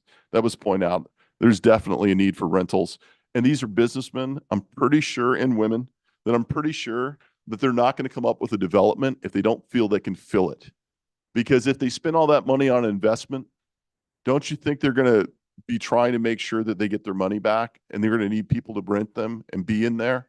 So there is a need, whether it's the business side of it or the residential side of it. Clearly, you're going to have to trust they're going to spend that much money on it, that they kind of have an idea that they're going to be able to achieve the numbers that they're looking for. So I just ask people to keep that in mind as we move forward. Mr. Mealy, I'm sorry to keep you running back and forth. I'll get your steps in tonight. But at this point, just so the residents understand, how much ability do we have to go back and make some more changes as we go along that might come up, that might alleviate some of the potential concerns that they have? Certainly anything that's an operational change can be made, like we talked about the traffic signal timing and that sort of thing. If there's additional capital things, that those could potentially be made too, depending on what they are. Okay. Is it possible with the timing of the lights? I know you wait till it's occupancy there so you can determine how that works. With the new setup that's going to be in there, obviously, I would think there would need to be some sort of recalibration there. Can that happen and then happen again once it's filled to capacity? Yes. Okay. Okay. So we can do that right away as soon as it's built, as far as the actual new turn That's lanes. correct. We already have a condition L for the site plan that says we'll do it after so many months after occupancy. If you want to make it say we'll do it right at occupancy, CO, and then do it again at that later time, we'll be happy to do it. That's what I like to see. Okay. Commissioner Preston?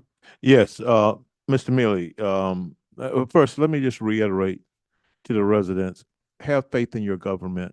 Always have faith in it. This is the American way. This is what we do. Different than other people. You have to have faith in it. But I want to say to you and to the developer, Mr. Caputi came up with a great idea, I think, of that sound wall that he was talking about. I think that's a good idea. I think that's a work. I think you should talk with him and look at that. That would minimize some of the intrusion into the community. I think that when he mentioned that, that's a very sound idea. We will definitely meet with Mr. Caputi and anyone else who wants to talk about it. Okay. All right. Thank you. No. Go ahead. With that, I will make a motion to approve. Is that 3, 4, 5, and 6? 3, 4, 5, and 6. Mr. Mayor, we need separate votes on each one of those, and I just have one Both of comment each one? before you all vote, if that, Okay, thank you. Motion to approve. the rezoning is the first item that you need to vote on. I second your motion. We have a motion from Commissioner Preston for item number 3, yes. second by Vice Mayor Parnas. And that is with some of the suggestions that were made tonight. Correct. Okay. Mr. Mealy understands that? Okay. I have a comment, but it's really related to when you get to item number 5, so I can say it now. Okay, so here's the comment. It was represented by the applicant that they're going to enlarge the left turn lane from Naturo to Hillsborough to 350 feet if approved by the county. So that was something that was presented, but between first and second reading on the rezoning, I don't believe it's been included in the site plan documentation behind there. So what I would suggest to the commission is that if you're apt to approve the site plan when you get to it on number 5, that you also add that as a condition of approval, so that that representation made by the developer and the developer's attorney is formalized in writing in the development order, if you were to approve it. That's item number 5, the site plan. Mr. Mealy, do you have any objection to that? Okay. We have a motion by Commissioner Preston, seconded by Vice Mayor Parnas for item number 3. We have a roll call, please. Commissioner Drosky, Yes. Commissioner Hudak, Yes. Commissioner Preston, Yes. Vice Mayor Parnas, Yes. Mayor Gans. Yes. Motion to approve item 4. Second. The plat. We have a motion by Commissioner Preston, seconded by Vice Mayor Parnas. Item number 4. We have roll call, please. Commissioner Drosky, Yes. Commissioner Hudak, Yes. Commissioner Preston, Yes. Vice Mayor Parnas, Yes. Mayor Gans. Yes. Motion to approve number 5 with the stipulation that, Second. Is it That- okay if I read the stipulation into the record? Yes, the stipulation that Here's what I have. Applicant shall enlarge the left turn lane from Naturo Boulevard to Hillsborough Boulevard to 350 feet if approved by the county. With that stipulation, I'll make the motion. Second. Before we do that, is that also with clarity from Mr. Mealy that if other changes that we can come up with to be able to make that you will engage in those?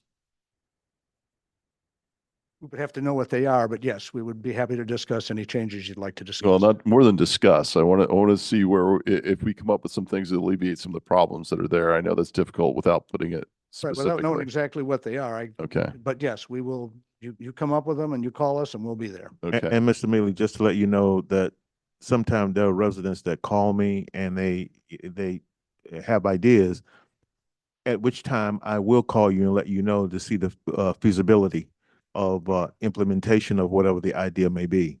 But keep in mind that my position is that whatever we do in nature, that it is at the absolute lowest impact to the residents. That's my focus. Understood. Okay, thank you. Thank you. Thank you. So we have a motion and a second. We have roll call number 5, please.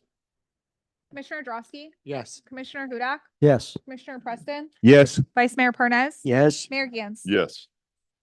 6 is the development agreement. Motion to approve, item 6. Second. Motion by Commissioner Preston, second by Vice Mayor Parnas. Commissioner Drosky, Yes. Commissioner Hudak, Yes. Commissioner Preston. Yes. Vice Mayor Parnas. Yes. Mayor Gans. Yes.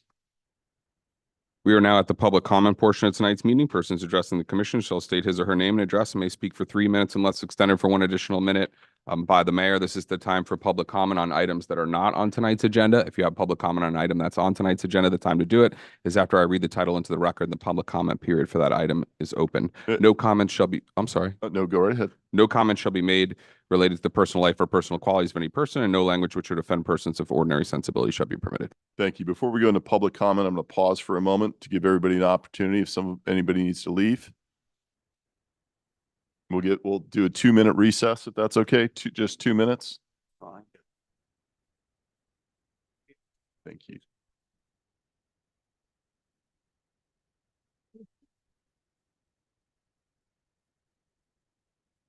Hey, how you doing?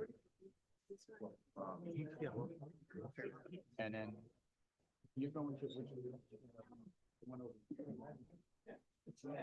We need to earn some tea in this cold weather. Yep.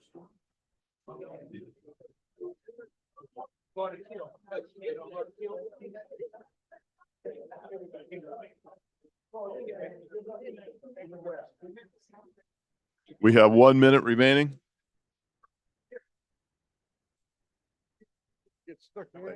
Yeah. Thank you, sir. Thank you, Mr. Thank Cruz. you. Appreciate it. We've got about 30 seconds.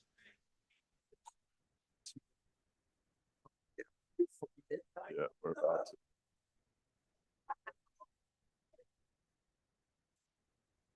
Have to be up early. Ready? Almost.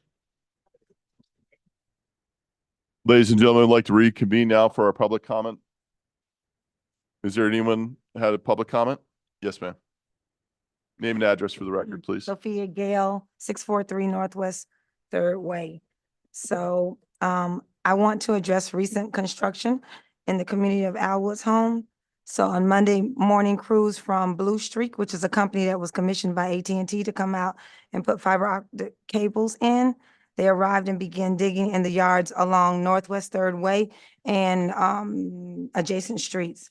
So when questioned, they stated that they had permission and approval from the city engineer, and they were in the easement area. So the easement area in the neighborhood is on the other side of the sidewalk, or in the houses on Third Way in the back, there's a easement area for utilities. So they were asked about that, and they stated that they had this little orange piece of paper, and this form stated that, it cited a state code And that bold point number 2 on that little orange form said that they were, it was very interesting because it states that, why don't I put these on? Door hangers would be passed out within 7 business days of the commencement of the AT&T fiber upgrade project. Now, we love upgrades and we're very happy to receive them. But that form was, that jacket or that door hanger was never delivered to any of the residents. But we did see a worker go over and put a form and a orange form and a door hanger on a neighbor's door. Bold point number 4 from the bottom speaks to repairs, placement, and non-replacement of vegetation and sod. This is a concern because some of the digging was below palm trees and shrubbery and things that may die out and need to be replaced. Now, they may say that they're going to replace it immediately. However, what if that palm tree dies in 6 months? Your inspector or your code enforcement person is going to come by and say, hey, you need to replace that tree, that age, that maturity, and it's going to cost the residents some money. So my concern is that this looks like a repeated pattern of behavior that happens in this neighborhood where we, the residents, show up to the commission meeting and we get an apology, but no policy change. And if the policy does change, it's not respected. And when I say it's not respected, there's an easement that was given to that group of residents at 643 in the back of their homes when you did the industrial complex from the golf course. And you said, oh, we're going to give 5 feet to them and 5 feet easement this way and that way so that we can have the utility projects go through that way. There is an access road that sits to the north of the south of 613 Northwest Third Way, which allows them to go back there with trucks, workers, diggers, tractors, everything to get back there. Can I have another minute, please? And access those things. So I don't understand why the repeated behavior of coming into the front of these residents' yards, digging up, disrupting their decorations. My mom has rocks and all kinds of decorations that she has set up, not to mention her plumbing, which is her sprinkler system, which when her grass dies, your code enforcement is going to come by and ask her, why is her grass dying? She's in her mid to late 70s. She does not need to be out there repairing things that may not show till later because they took most of the dirt away. When they went in and they used this agitator to displace the soil so they can put the fiber optics in, that soil was not packed in tight enough, which is the same thing that happened in the back when our utility shed almost fell in when those pipes that went through the backyard, they caved in and all of the soil, we had sinkholes coming in our backyard. And if you go through, you can see it. So my problem is that we constantly put policy in place and saying that you're going to use that easement, but you went the easy route and your engineer allowed them Appreciate it. come and do that. Thank you.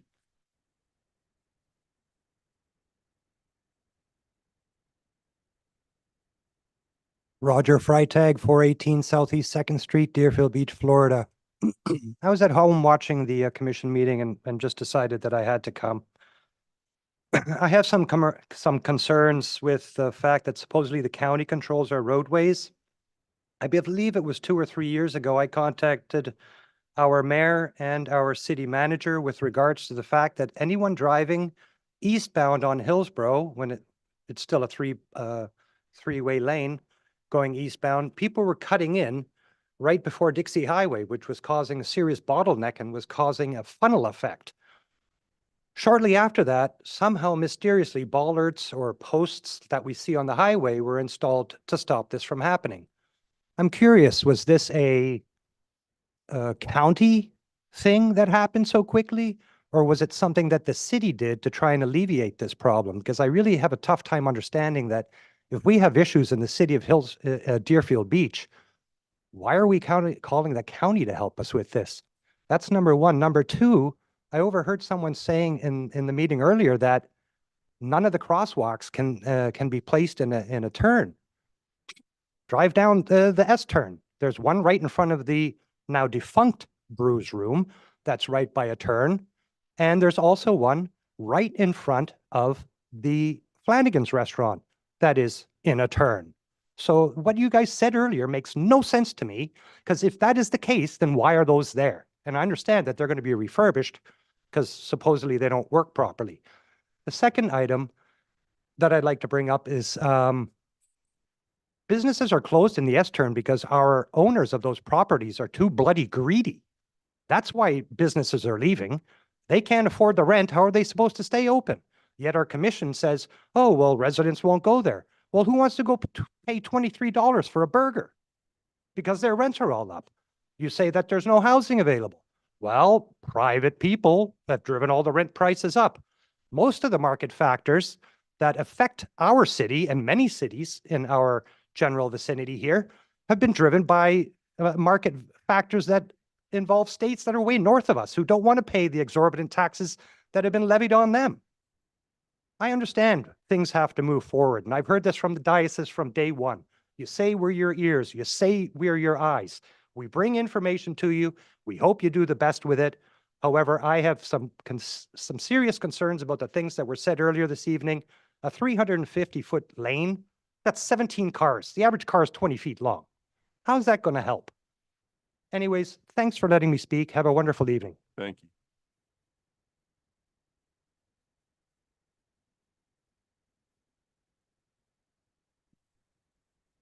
Evening, Commissioners and Mayor.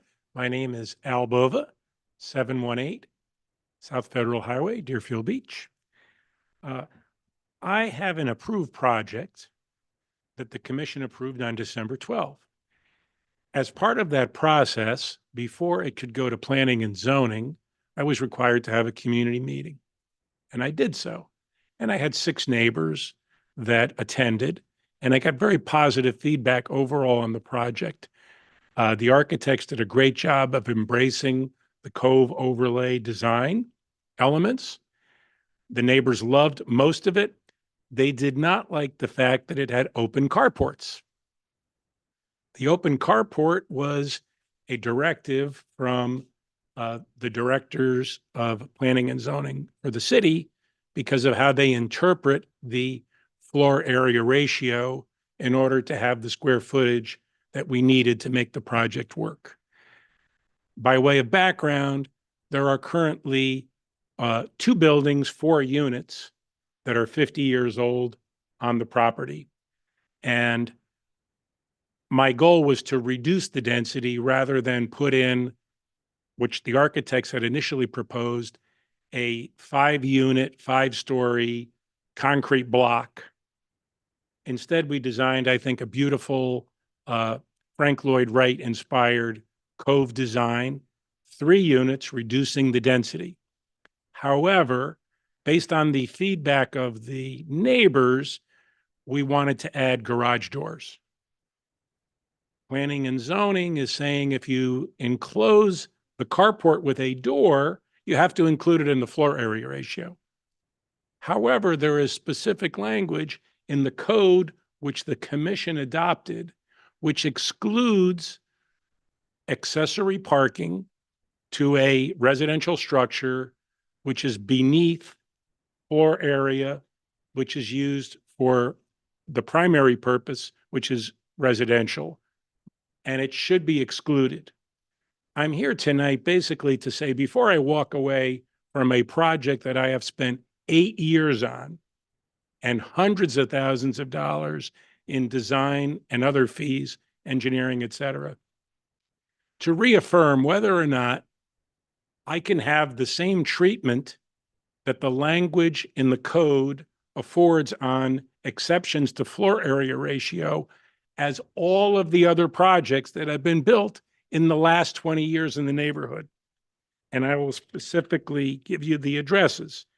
There is a 3-unit development adjacent to my property. It's 541 to 549 Northeast 19th Avenue. May I have one more moment? Yes. Thank you. That could not have been built under the interpretation of the floor area ratio currently being used by planning and zoning. The next property, which was redeveloped in that time, 4 units from 447 to 453 Northeast 19th Avenue. Again, the floor area ratio would not be met without the language being interpreted as I read it and differently than it's currently being interpreted. I also would like to add that Rex Nichols an outstanding architect in South Florida, designed these two properties, and they did not include the garages on the summary page of the plans, because in my opinion, and I don't know for a fact, but in my opinion, they read the same thing my architects read, which is you don't have to include parking, which is on a downward Thank you, vertical. Mr. Boba. Okay. We can follow up on this at another time. Okay, the last Your- address, no, just your- for the record, Your please. time's up. Sorry. Thank you. But I'll please, send a note. please Thank send me you. a note. Thank Yeah. you. Thank you. Good evening. My name is Carolyn Benefield, 533 Northwest Third Way, Deerfield Beach, Florida. And my complaint is not being informed of my yard being torn up to put down cables for AT&T, the same complaint that my neighbor has. And the city harassed us in that neighborhood to beautify our yards for the city. And it took a lot of time, effort, and money to beautify the area that those workers came in on yesterday and tore up our yard going through. And there was no warning of anyone coming in to inform us that they would be doing this work. And my concern is my yard the grass being replaced and any of the flowers that they, messed up during this construction that they were doing in my yard. So my complaint is that not being informed of what's going on in my yard and being able for it to be restored and everything to be replenished the way that it was when they came in and tore it up. That's my complaint tonight. Thank you.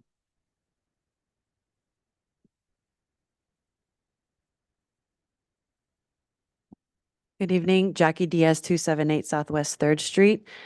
It's good to see everybody, and I am back again. Unfortunately, this is the probably 6th time that I come. Piggyback off what they were saying as far as the lawns being torn up. Mr. Commissioner Preston was at my house along with code compliance last week and confirmed that my property has been the most severest case of dumping. As I said before, I've been a resident of Carver Heights for over 10 years now. And it's been dirty diapers, it's been bullet casings, it's been syringes, and it's trash every single day on my swale. And as she was saying, it doesn't just disturb my foxtails that I spent hundreds of dollars on. I had to put up a fence, another couple $1,000s, and then we're picking up trash every day. And I've gone above and beyond my responsibilities with the swale. And now I have a partner who has been living with me for 2 years, my boyfriend. He is a Marine vet. He was in Afghanistan twice. And one of the biggest issues that he's had is the Taliban, they would hide bombs in trash. So every time he has to come home and go over this trash. So I've been coming up to you guys for years now, and I appreciate so much that Commissioner Preston, this is why I will continue to vote for you, that you showed up for me and you went to code of compliance and they have confirmed to you, you were a witness there. They were saying this is the most severest case of dumping in my front lawn. So now I have slapped on my front door today that I have a code violation because of the trash when I have been cleaning this up for 10 years. And not only that, I have another complaint about installing my fence without permits. I have been using my money, my time, and frankly, it's been causing a lot of tension between me and my partner because of this trash, and I don't know what else to do, and I need your help. I need you to do something. We've talked about mitigation procedures such as landscaping can put a rock, a sign, something. I need help because it's not just a little bit of trash. It's disgusting. Every single day, you can just drive by my house. And Carver Heights, where I live, Southwest 3rd Street, is already notorious for being very dangerous. And I have not had a problem personally since living there other than this trash. And regardless of the fact that of the broken window theory, we now have a vet. My boyfriend, he is a farmer now. And it's just really pissing me off because it's getting into his mental health and our relationship. And I love Deerfield Beach, Sleepy Town. I'm here for the long ride, whether it's developed into whatever it is. I support everything. I support the code of compliance. They've been very good. This is unfair. And now I have to show up this Friday to a magistrate because of a violation. I need your help. And I thank you for hearing me yet again. Thank you. Thank you.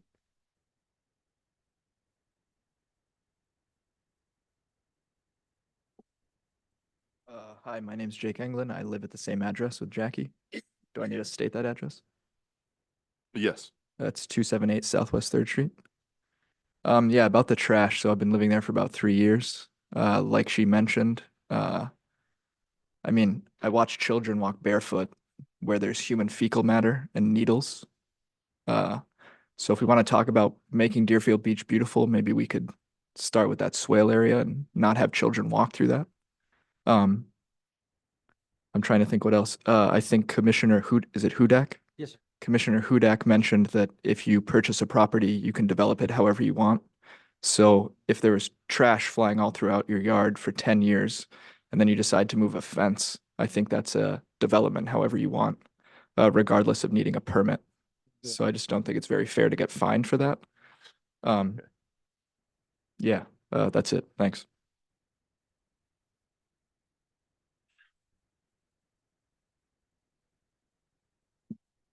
It's Peggy Ross, 103 Northeast 19th Avenue.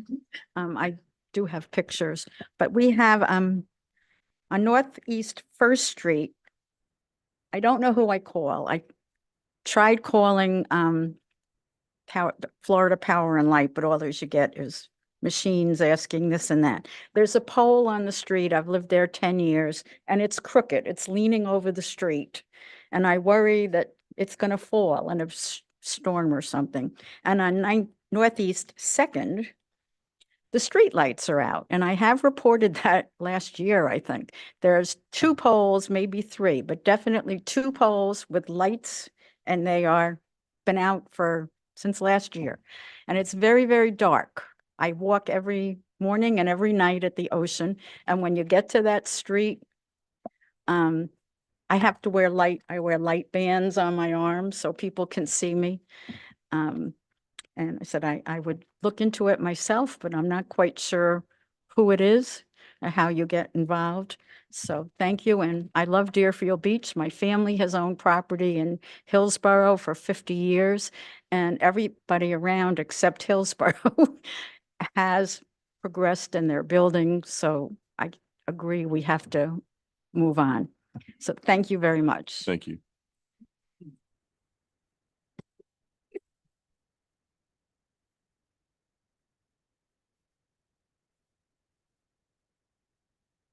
My name is Willie Rosetta Graham Bracy. I live at 501 Northwest First Terrace, Deerfield. And I would like to know, what's the prognosis of Palms apartment? I see in the paper where they has been sold and they're being renovated, and we didn't hear about it. And I would like to know what's the prognosis of that, whether it's going to be a children neighborhood or older people homes when they renovate them. Thank you.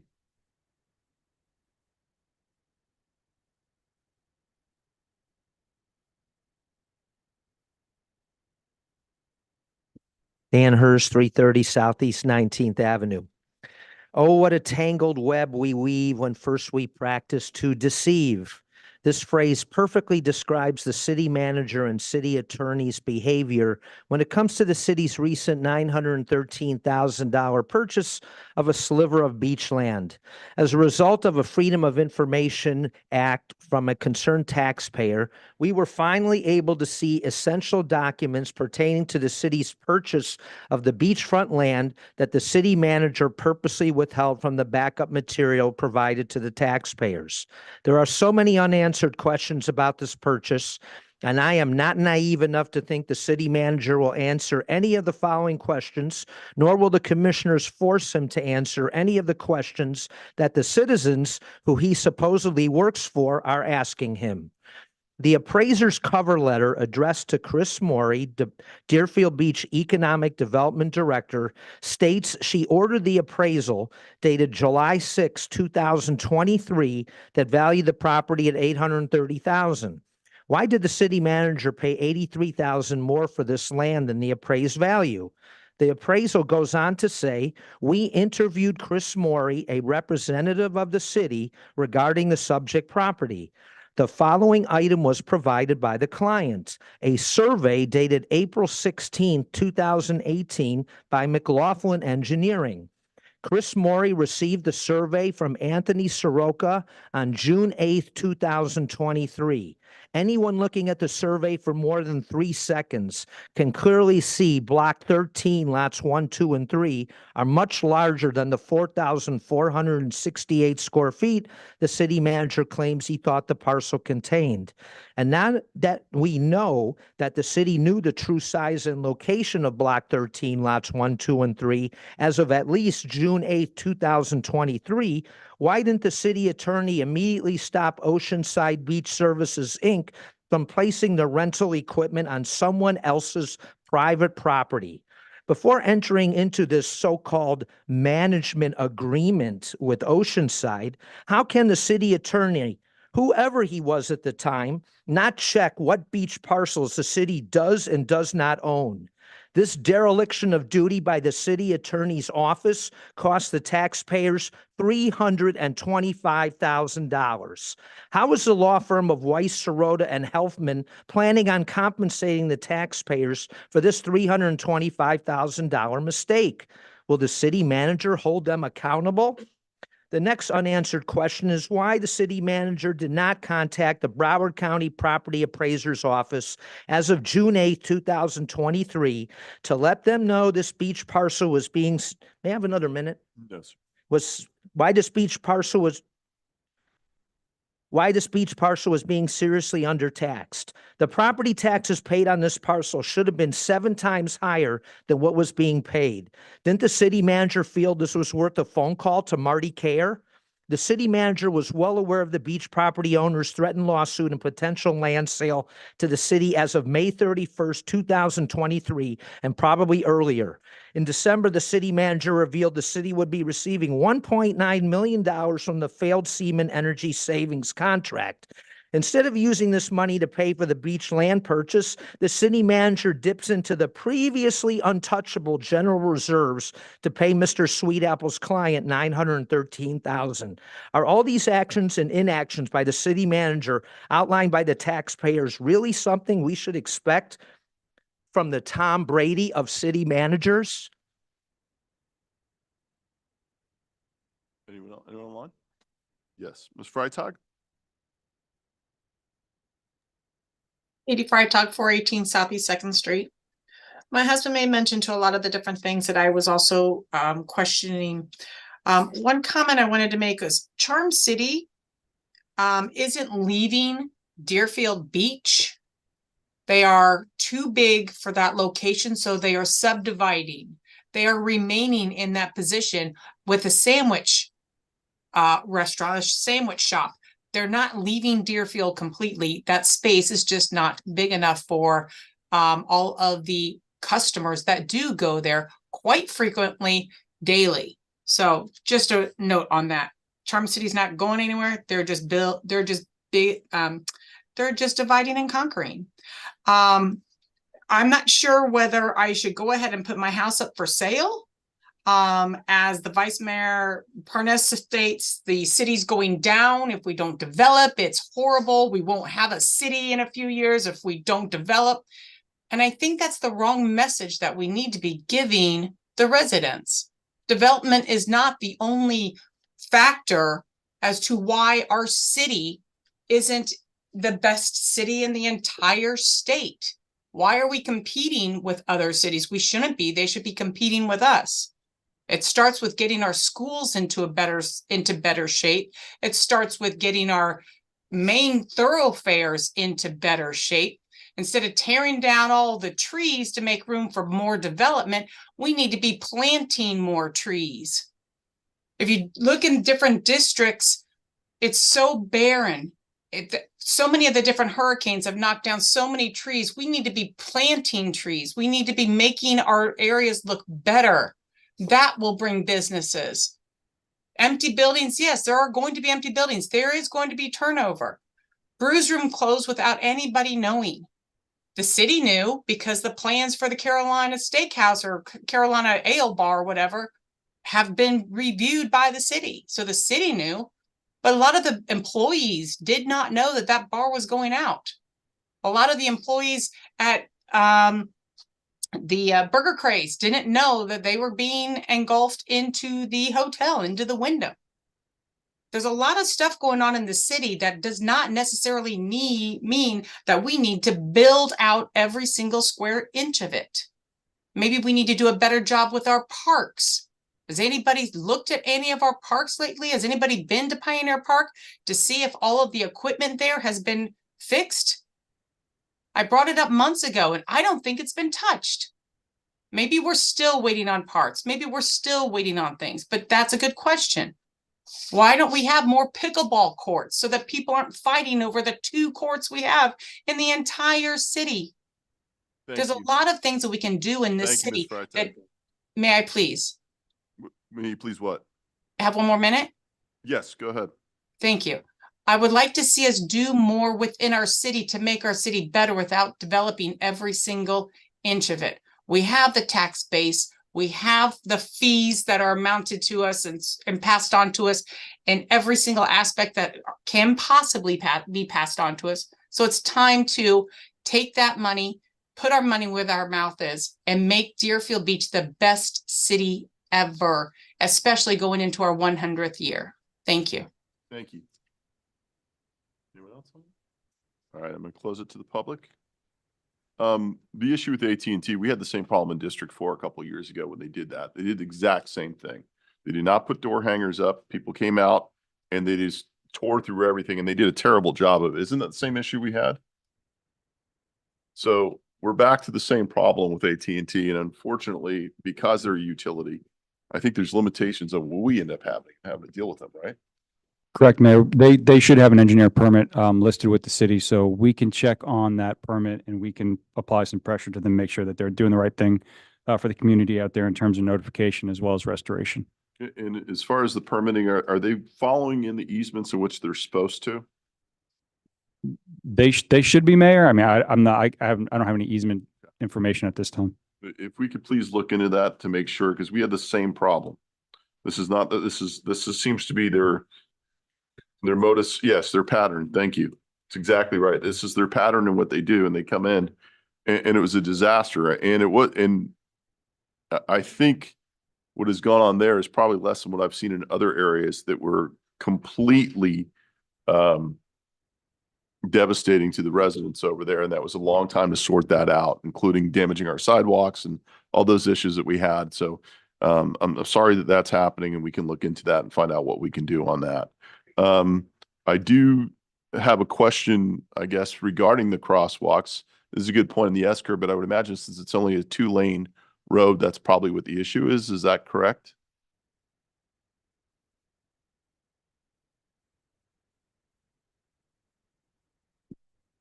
Which road are you referring to?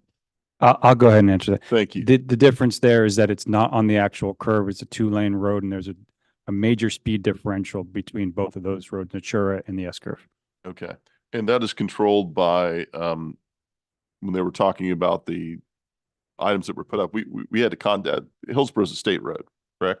Correct. They're state roads, county-owned roads, and city-owned. We can't go and make changes ourselves with it. Now we can actually call and see if we can have things put in.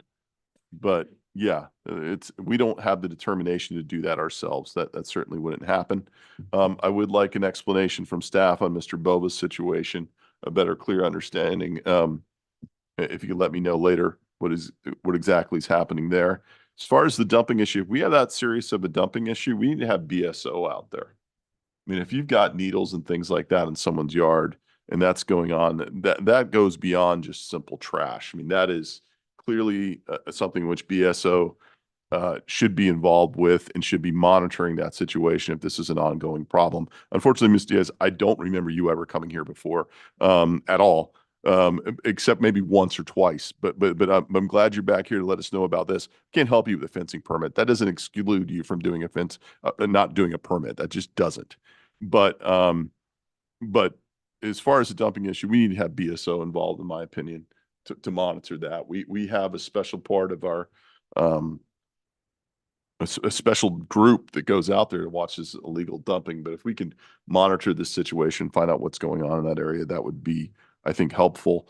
And the same thing with Ms. Ross and her issues with the pole on the street and the lights being out. Are you aware of that No. location? Okay. So if we can have something done with that, I don't know what's going on with the Palms, Ms. Bracy, so I don't know what to tell you there. I can answer that one. Okay. They're looking to expand over there at the Palms to do some new residential. And typically when they do that, they create a subsidiary to in order to perform that work so that they can get their state funding. But in terms of how many units and who it's for, I couldn't tell you that. Okay, thank you. Any other comments, Mr. Santucci? No, I think that's it. Okay, thank you. Commissioner Preston? Yes, the AT&T thing, I want to just say to the city manager, maybe we ought to have someone to check on, as they go into a neighborhood to make sure that they're doing everything right. Because what we're doing is saying, well, this is what they've done before. Nobody's checking on them. We ought to have somebody to check on and make sure that they're doing it the right way. And if they're not doing it the right way, we need to put the pressure on them to make sure they're doing it the right way. Can we do that?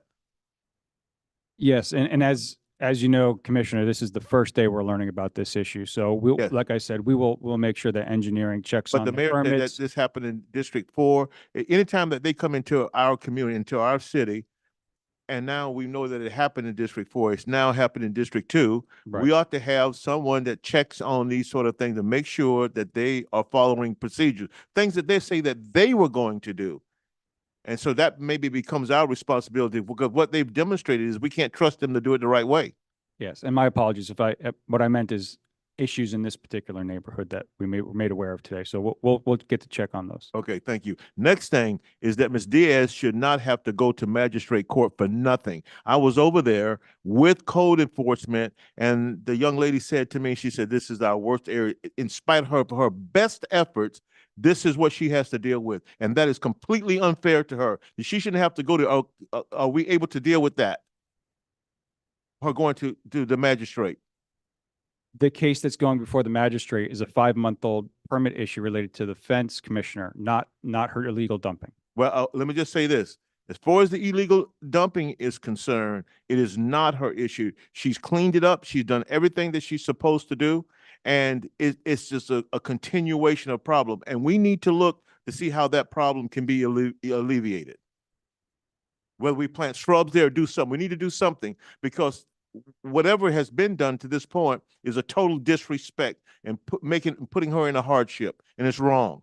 She's a resident. She tries to. I went over there and I saw the situation. Her house is very nice, but it's impossible for her to be able to take care of that little sliver of property, because there's a total disrespect for her and what she's trying to do with it. So we need to do something to help her. She's asking us to help her, and we should do that. Thank you, Commissioner. City Manager or City Attorney? We are now on consent. Items 7 through 10 are currently on consent. Okay. I'm pulling number 8. You're gonna pull number 8? Yes. Me the whole time? Okay.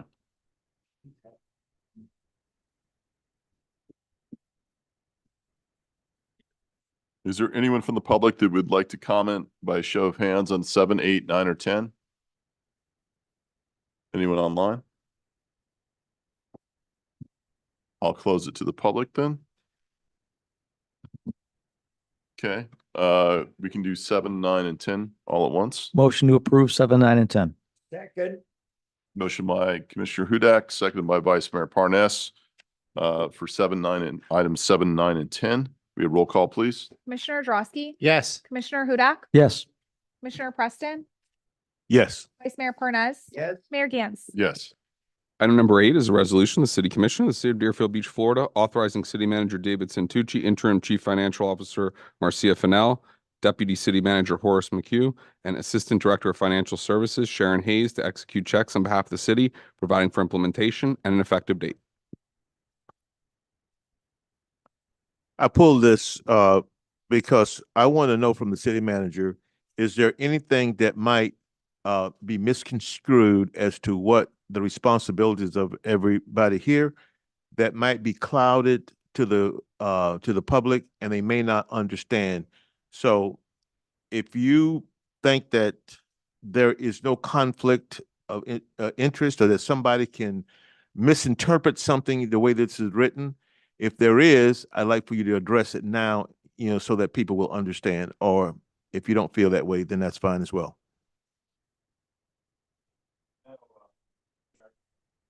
No, Commissioner, I don't think there's any conflict of interest, but there could always be the perception of conflict of interest.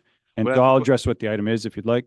Well, I'm just asking, do you, like you say, somebody could just come up with something. Do you see anything that somebody might misrepresent what we're doing here? I do not. This is a Okay. standard item that's required. You have to have 2 signatories on each check, and we're replacing personnel just based off of what we talked about at the beginning of the meeting. So it's standard. Okay, that's fine then. Okay. Motion Anyone to from the approve. public here to comment on this item? Number 8. Okay, close it to the public. Motion to approve. Commissioner Preston, Second. seconded by Vice Mayor Parnas. We had roll call, please. Commissioner Hudak, Yes. Commissioner Drosky, Yes. Commissioner Preston, Yes. Vice Mayor Parnas, Yes. Mayor Gantz. Yes. We're on item number 11, a resolution of the City Commission, of the City of Deerfield Beach, Florida, approving the submission of an application to the Florida Department of Environmental Protection as the lead agency for the Outdoor Recreation Legacy Partnership Grant Program administered by the National Park Service for a grant in the amount of $2.55 million to fund improvements to Mayo Howard Park, authorizing the expenditure of 50% matching funds and execution of a grant agreement if the grant is awarded to the city, providing for implementation and an effective date. Mayor, for this item, I have a brief presentation by our Director of Parks and Recreation, Mr. Greg Warner. Good evening, Mayor, Vice Mayor, members of the commission. For the record, Greg Warner, Director of Parks and Recreation. And this is a kind of a feel-good item. Anytime you're looking for money outside the city, I think is a real feel-good item. So the resolution item you have in front of you is for approval to submit a grant application to the Florida Department of Environmental Protection for a grant for Mayo Howard Park. So I want to provide you with some details on that, on this grant application, as well as the proposed project.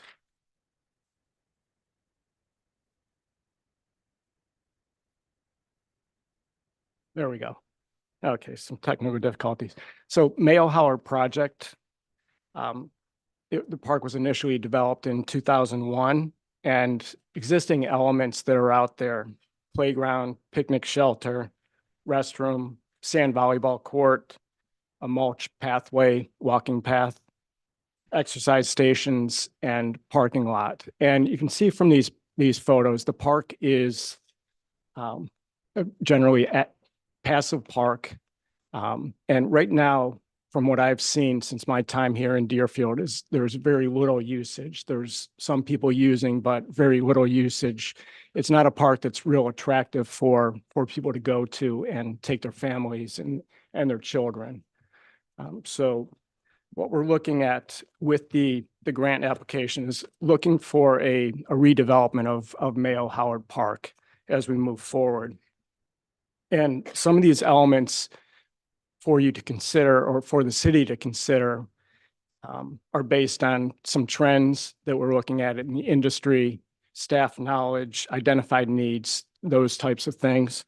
We are planning on, and when I say elements to consider, we are planning on a full community input into this park, the development of this park. So we still have a lot of work to do with the community to determine final elements, but some of the elements that we have placed out here to consider for this park is a replacement of the playground. And the current playground is in like 3 separate sections. We want to bring that into one large playground that will be the ability for ages 2 to 12 be able to use that playground, make it universally accessible, so children of all abilities and ages can use that playground.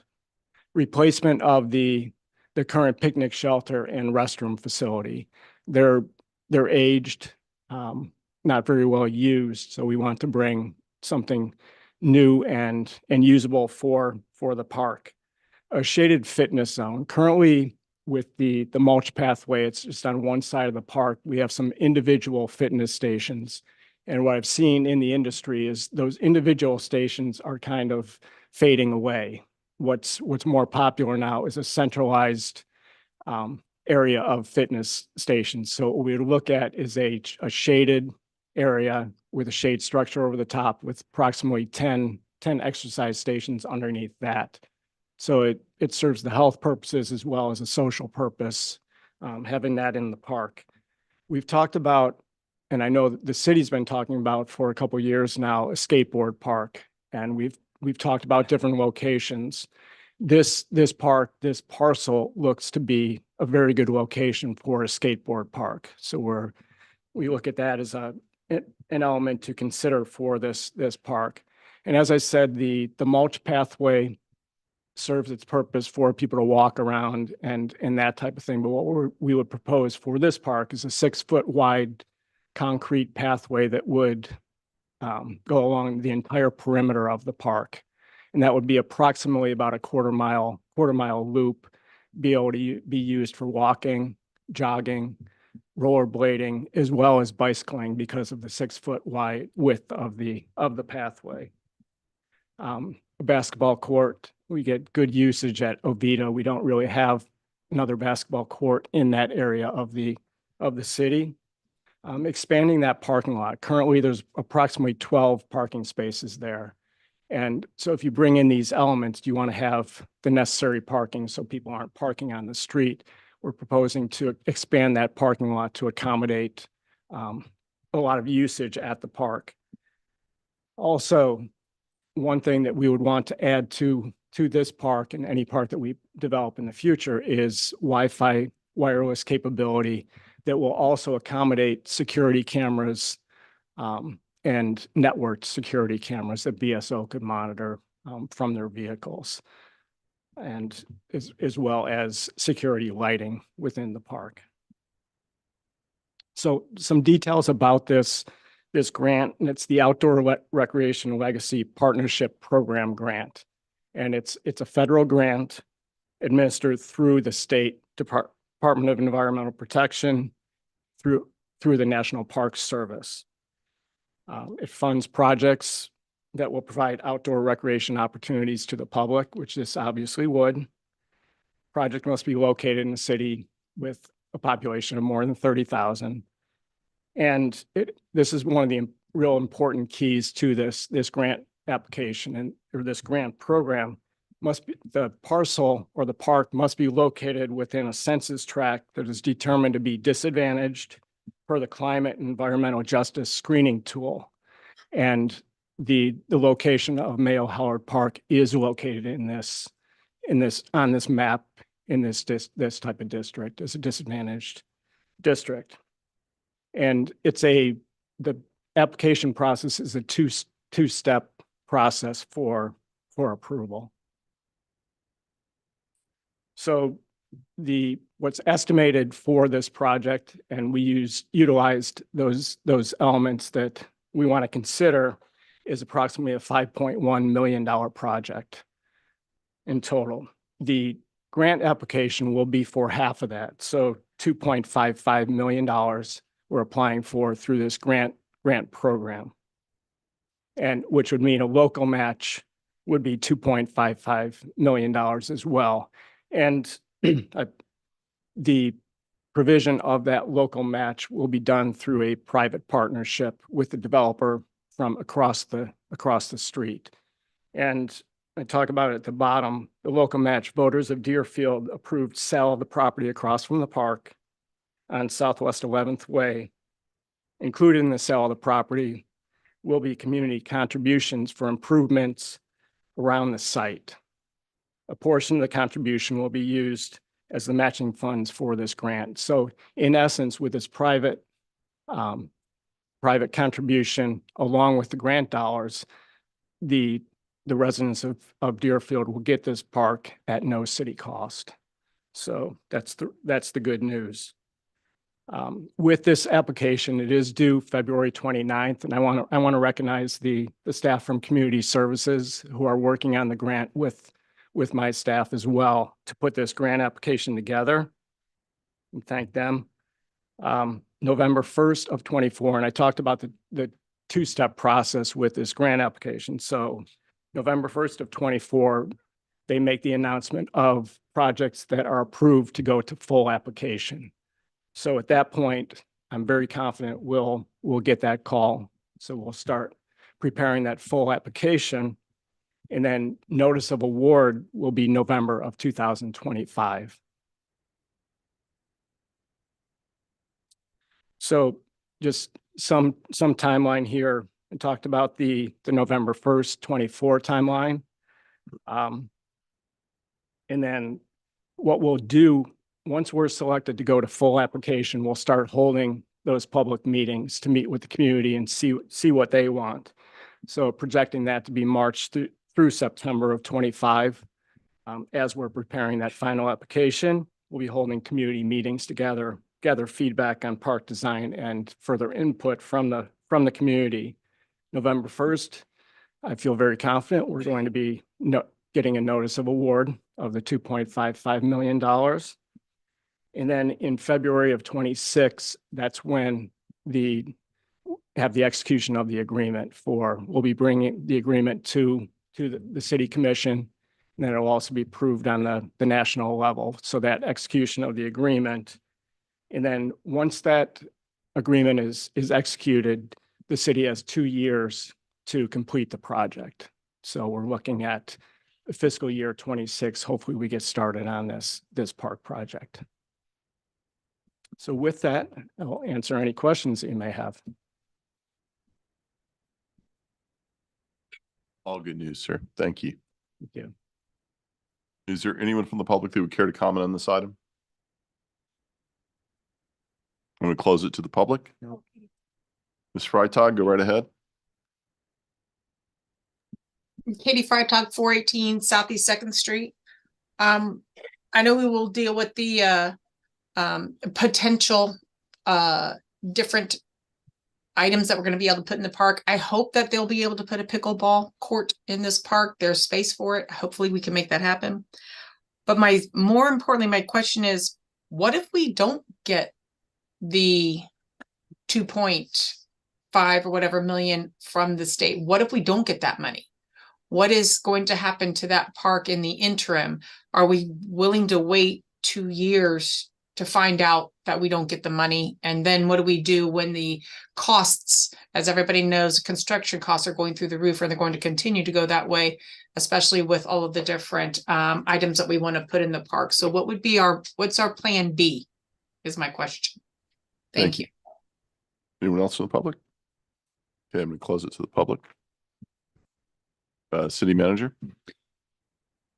Thank you, Mayor. So as we talked about, this is partially grant funded and partially a contribution through the community enhancements that we're looking to get from the developer of the 1045 site. So if we don't get this grant, I think it would be best to probably look at what we can do for approximately $2.5 million from the community contributions that we're getting from the developer, and look at elements of the park that need to be improved first and foremost, which would, in my recommendation, be things like parking, lighting, pathways, so on and so forth, and design those things in a way in which we can then put the other elements in at a further time frame down the road and line that up with our CIP projects. Yeah, thank you. Thank you. Excellent news. Appreciate that. Vice Mayor. Motion to approve? We're approving to apply for the grant. Okay, all right. Your district. Second. We have a motion from Vice Mayor Parnas, seconded by Commissioner Preston. We have roll call, please. Commissioner Drosky, Sure. Yes. Commissioner Hudak, Yes. Commissioner Preston, Yes. Vice Mayor Parnas, Yes. Mayor Gans. Yes. Can we move up item number 12 and wait till administration and legal until after these two, since we have a lot of people waiting? You have nothing? We have no comments, Mayor, so I think we can Even go better. right to item number 12. Even better. Item number 12 is a resolution of the City Commission of the City of Deerfield Beach, Florida, renaming the Central City Campus located at 401 Southwest 4th Street to Bernard Adams Municipal Complex, providing for implementation and an effective date.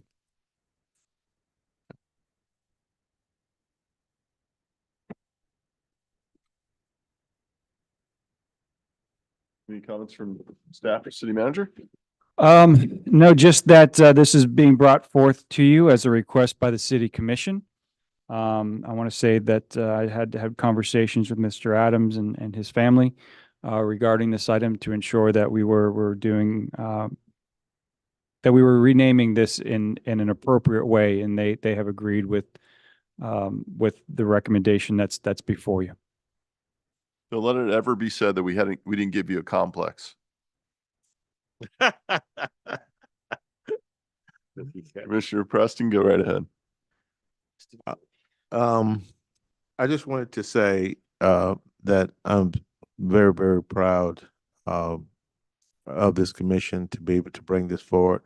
Mr. Adams is more than deserving of this. He has done so much in the city of Deerfield Beach. I personally know so many young people in which he has made a difference that ordinarily wouldn't have gone in the right direction. And for that, he'll probably never ever get the recognition or notoriety that he deserves. He's an example of the kinds of people that we need to stay involved.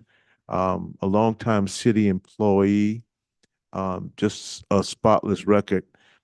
It's just not that he lives in District 2. He is a good resident for the city of Deerfield Beach, an example for all of us. And this is really a wonderful time and deserving, as I said, the entire Adams family, I don't know if that sounds good, but they deserve this. They deserve this. And friends, I don't know that you can always say that a person truly makes a difference, but he did. He did. He made a difference. He gave of himself. And when people like him, like Mr. Adams, who gives of himself, oftentimes it's his own family who is probably neglected a little bit. But he did it to protect kids and to drive them in the right direction. It wasn't too long ago that we had a tragic situation over on the field over there at Oviedo McKeithen. A young man lost his life. But I hear from so many other coaches the lives that were saved because of the influence of a Bernard Adams. Mr. Adams, thank you so much. Thank you so much.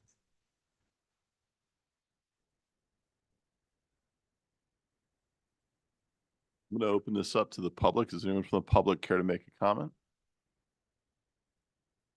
Go ahead, it's past my bedtime, so.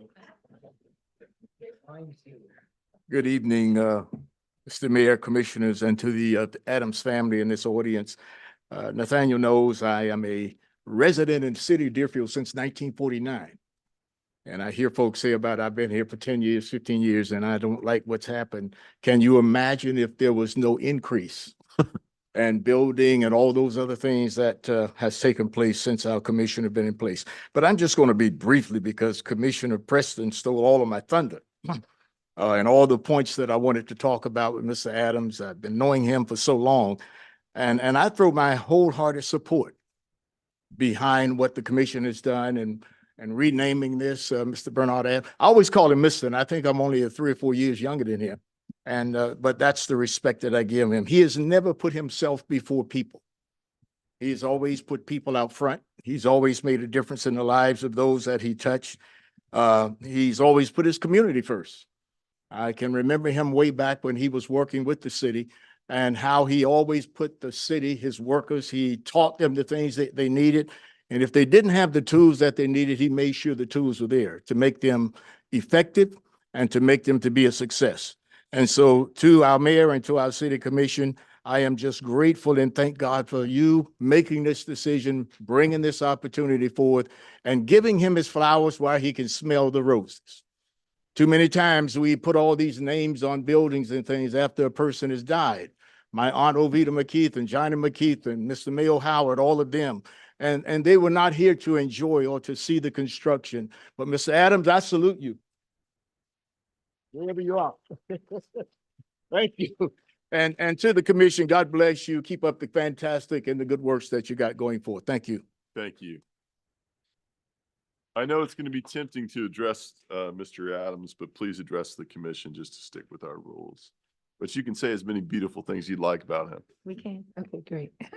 Good evening. My name is Janice Wilmore Tickner, and I guess I can say at the 1090 Southwest 4th Terrace, Deerfield Beach, Florida.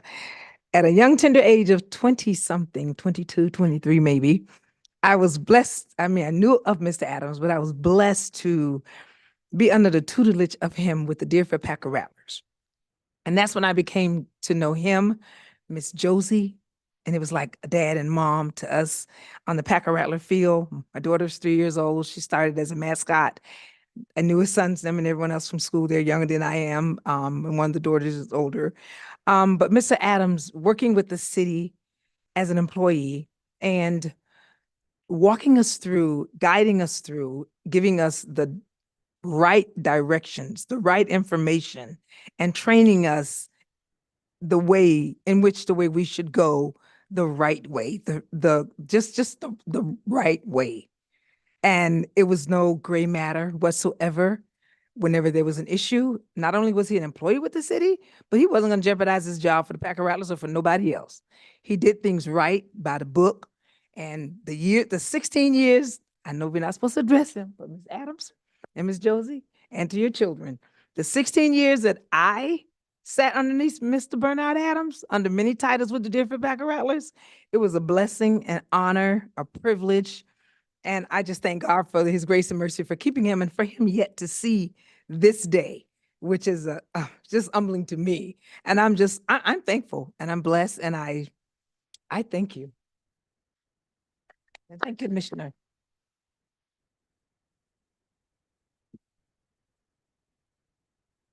Good evening. Peggy Nolan, 325 Southeast 3rd Terrace, Deerfield Beach.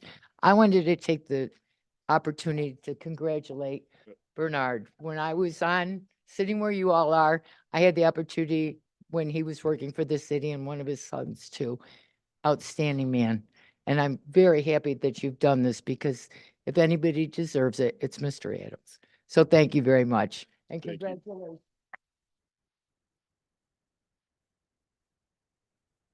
Dan Hers, 330 Southeast 19th Avenue.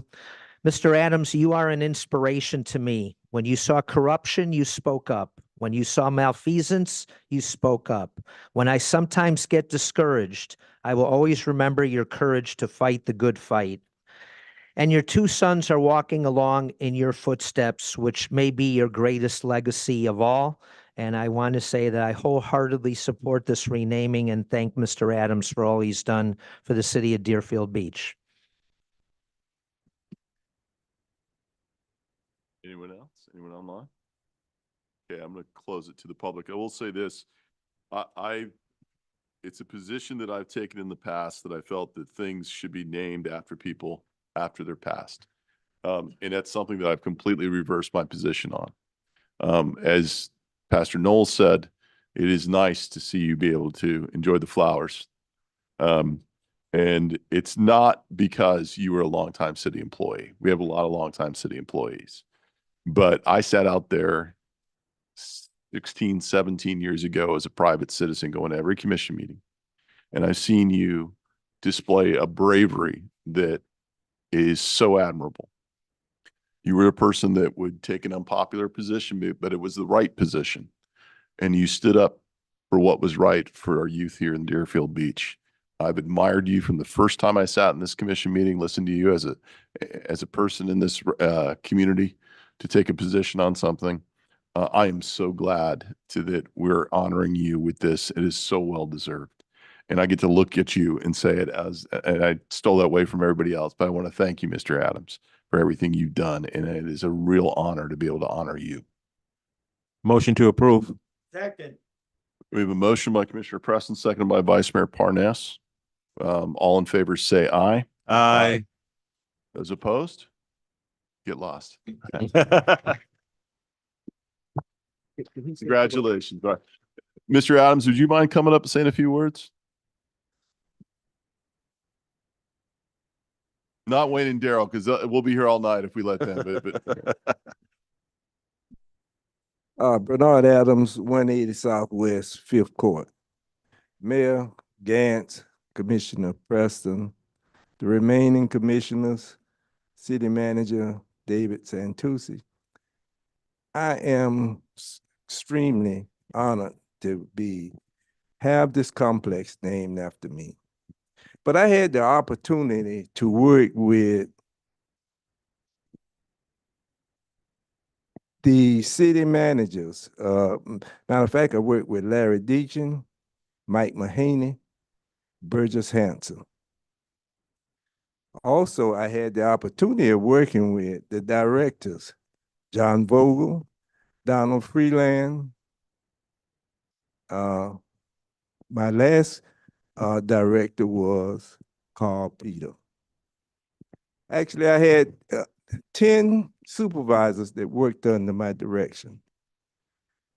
And it was a joy to work with the city. I actually enjoyed it because we had fun, but we always were consistent and we did the right thing. So I'm just pleased that this complex is going to be named after me. I want to thank you, my family, friends, all who came out to support me. God bless. I love you. Thank you.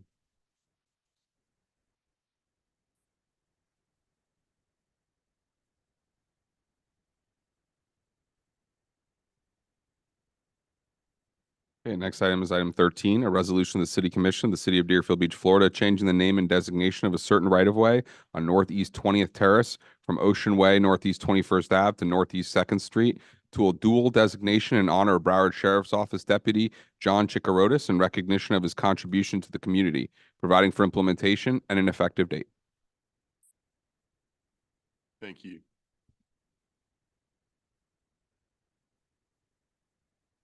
Commissioner Preston? This is a very great night that we have a chance to honor people who have given back to the city of Deerfield Beach in a manner that celebrates their efforts. John Chikarotis, a lot of you know him, and maybe there's a lot of you that don't. I know that the mayor knows him. I know that there are some up here that know him. John Chikarotis was a very, very special person. Equally as well, John Chikarotis steered kids in the right direction. There are police officers now today because of John Chikarotis. He had the ability to look early at a kid and to give him that direction. It was often through sports, but he was an extraordinary person. Great humor, really funny, type personality. Even when he was sick, he would always put the best foot forward. John was very, very, very, very special person. My kids went to Cardinal Gibbons because of, John was instrumental in that happening. And there were some other kids that went to Cardinal Gibbons as well because of John. That's where he coached. He coached football. Very special person. And he made a difference in the city of Deerfield Beach. I talk about Mr. Adams and pointing young people in the right direction. Sometimes that's something that can just get past us. What does it mean, pointing somebody in the right direction? It means at that critical moment, a kid makes the right decision, because all of us comes to that fork in the road as we grow. We're all here. We're all sitting up here. You make one wrong decision, a bad decision, and it doesn't happen. And you don't make those decisions because there's somebody in your life that is able to talk to you, put their arms around you, and point you in the right direction. That was John Chikarotis. Special. I love John. Just really great human being. And I really want to thank Howard Nolan for bringing this up, bringing this forward. That was the right thing to do. And it means a lot, means a lot. You know, I saw his daughter not that long ago, and I looked at her and I could see Chick's face, and it's just tremendously emotional. Great police officer. I'd be fishing on the pier, and he would ride up on that pier and remind me that I wasn't catching anything, and that I wasn't going to. You know, he was always that guy that, you know, could lift your spirits and things like that did, because he was always a funny guy. Great person. And equally as well, I'm glad that we're doing this. This is the right thing to do for a great, great person. So I'd like to thank the commission. Thank you, Howard. It's the right thing. Thank you. Vice Mayor, do you want to say something before I open to the public, or do you want to wait? Okay. Anyone from the public here to comment on this item? Okay. I'm going to close it to the public. I'll say this. Chick was a friend of mine way before I got involved in politics in this city. I knew John a really, really long time. I never called him John because it's always Chick. Right. And, you know, he was a school resource officer at Quiet Waters Elementary School. He did the same duty over, I believe, at Deerfield Beach Elementary for a brief while. He was the best true beat cop Deerfield Beach has ever had. And to give you an idea of why he's deserving of this, not long after he got sick, I was out to dinner on a Christmas Eve, and I had a couple come up to me and found out that I was from Deerfield, and they asked about Chick, and they said they lived in the neighborhood over there. And they said, what happened to Officer Chick? We haven't seen him. And they went to tell me a whole story about how they felt completely safe in that neighborhood because he was there. He was a presence. He checked in with them. It's the situation that we always dream about with our BSO officers. And sometimes it's hard to get with people that rotate in and out. But when you have people that are institutions in this city, much like we honor Mayo Howard, everybody knew who they were. The neighborhood knew them, and it made a big difference. It is a shame that Chick isn't here to see this. He wouldn't believe that we were actually doing this for him. Right. And I probably wouldn't do it for him. I would give him hell about it. But we miss him, and I'm really glad we're honoring him here tonight. we So do. this Thank one's you. for you, Chick. That's right.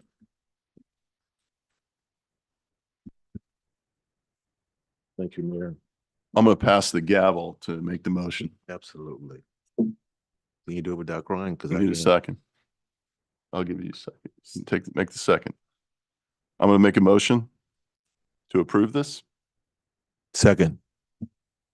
Motion approved by the mayor, second by Ben Preston, Commissioner Preston. All those in favor, say aye. Aye. Any opposed? I actually had the gavel. See?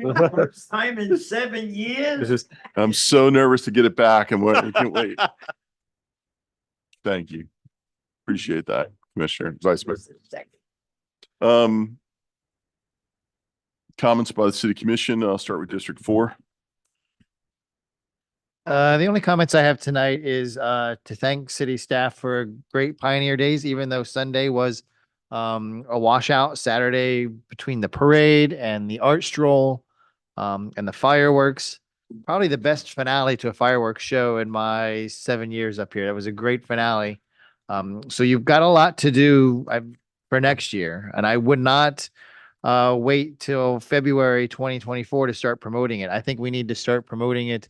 Perhaps I'm not going to tell you what to do. This is your expertise, but I would start this fall to get the word out to the residents so they know that 2025 is going to be a banner year in the city of Deerfield Beach. Because even though we had a great turnout this year, I think we can have even a better turnout next year if we keep promoting it and putting it in residents' head and let them see that message over and over and over. If you're driving, you see the street signs or the banners on the poles. I would start soon because I really want to blow the lid off this 100-year celebration. So this year was a good test run for you. Next year, I can't wait. That's all I have. Thank you, Mayor. Thank you. District 3? I want to thank the 2 residents from District 3 that have graced us with every meeting. Thank you for your participation, Joe and Dan. Things are pretty quiet in District 3 right now. I would like to see more city activities involving District 3, but I'll try to work that out with the city manager. Other than that, everything is coming up roses. Thank you. District 2? Thank you, Mayor. I would just like to thank staff.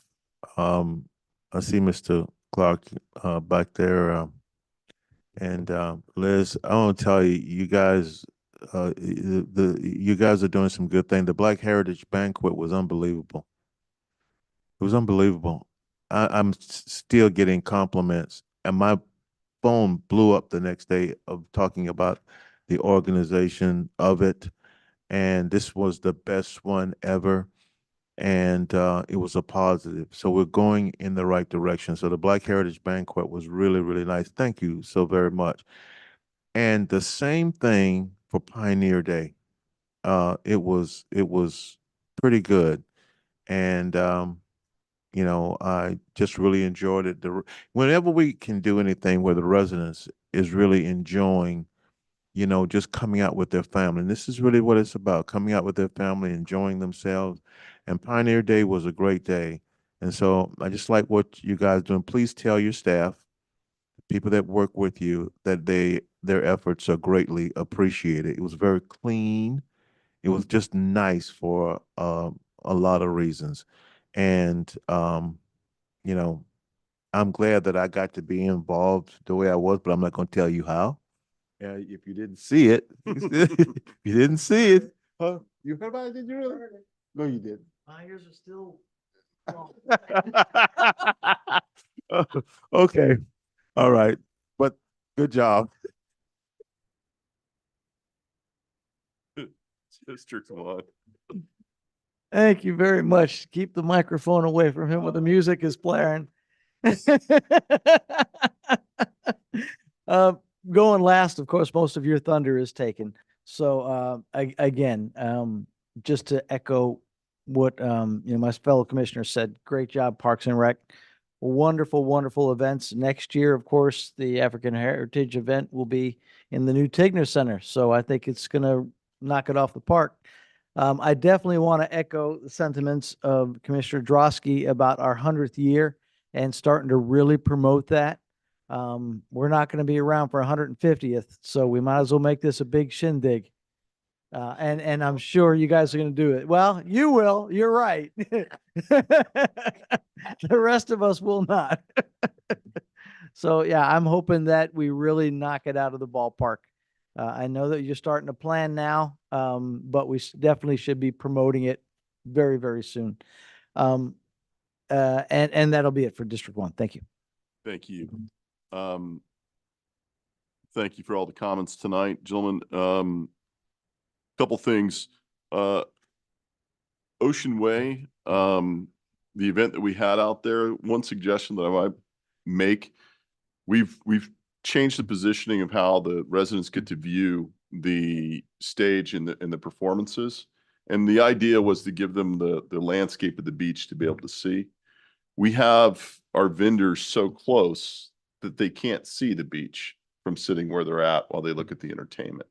So maybe giving a little bit more of a buffer on the sides to allow them to be able to see past, to see the ocean.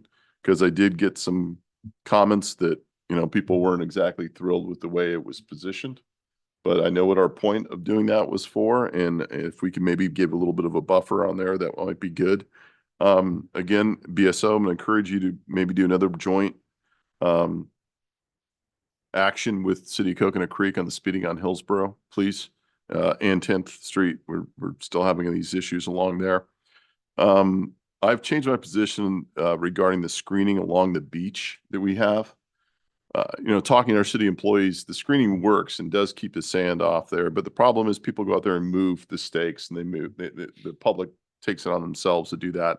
Its appearance isn't good. I think probably it is time for that to be reconsidered and looked at and come up with a different way.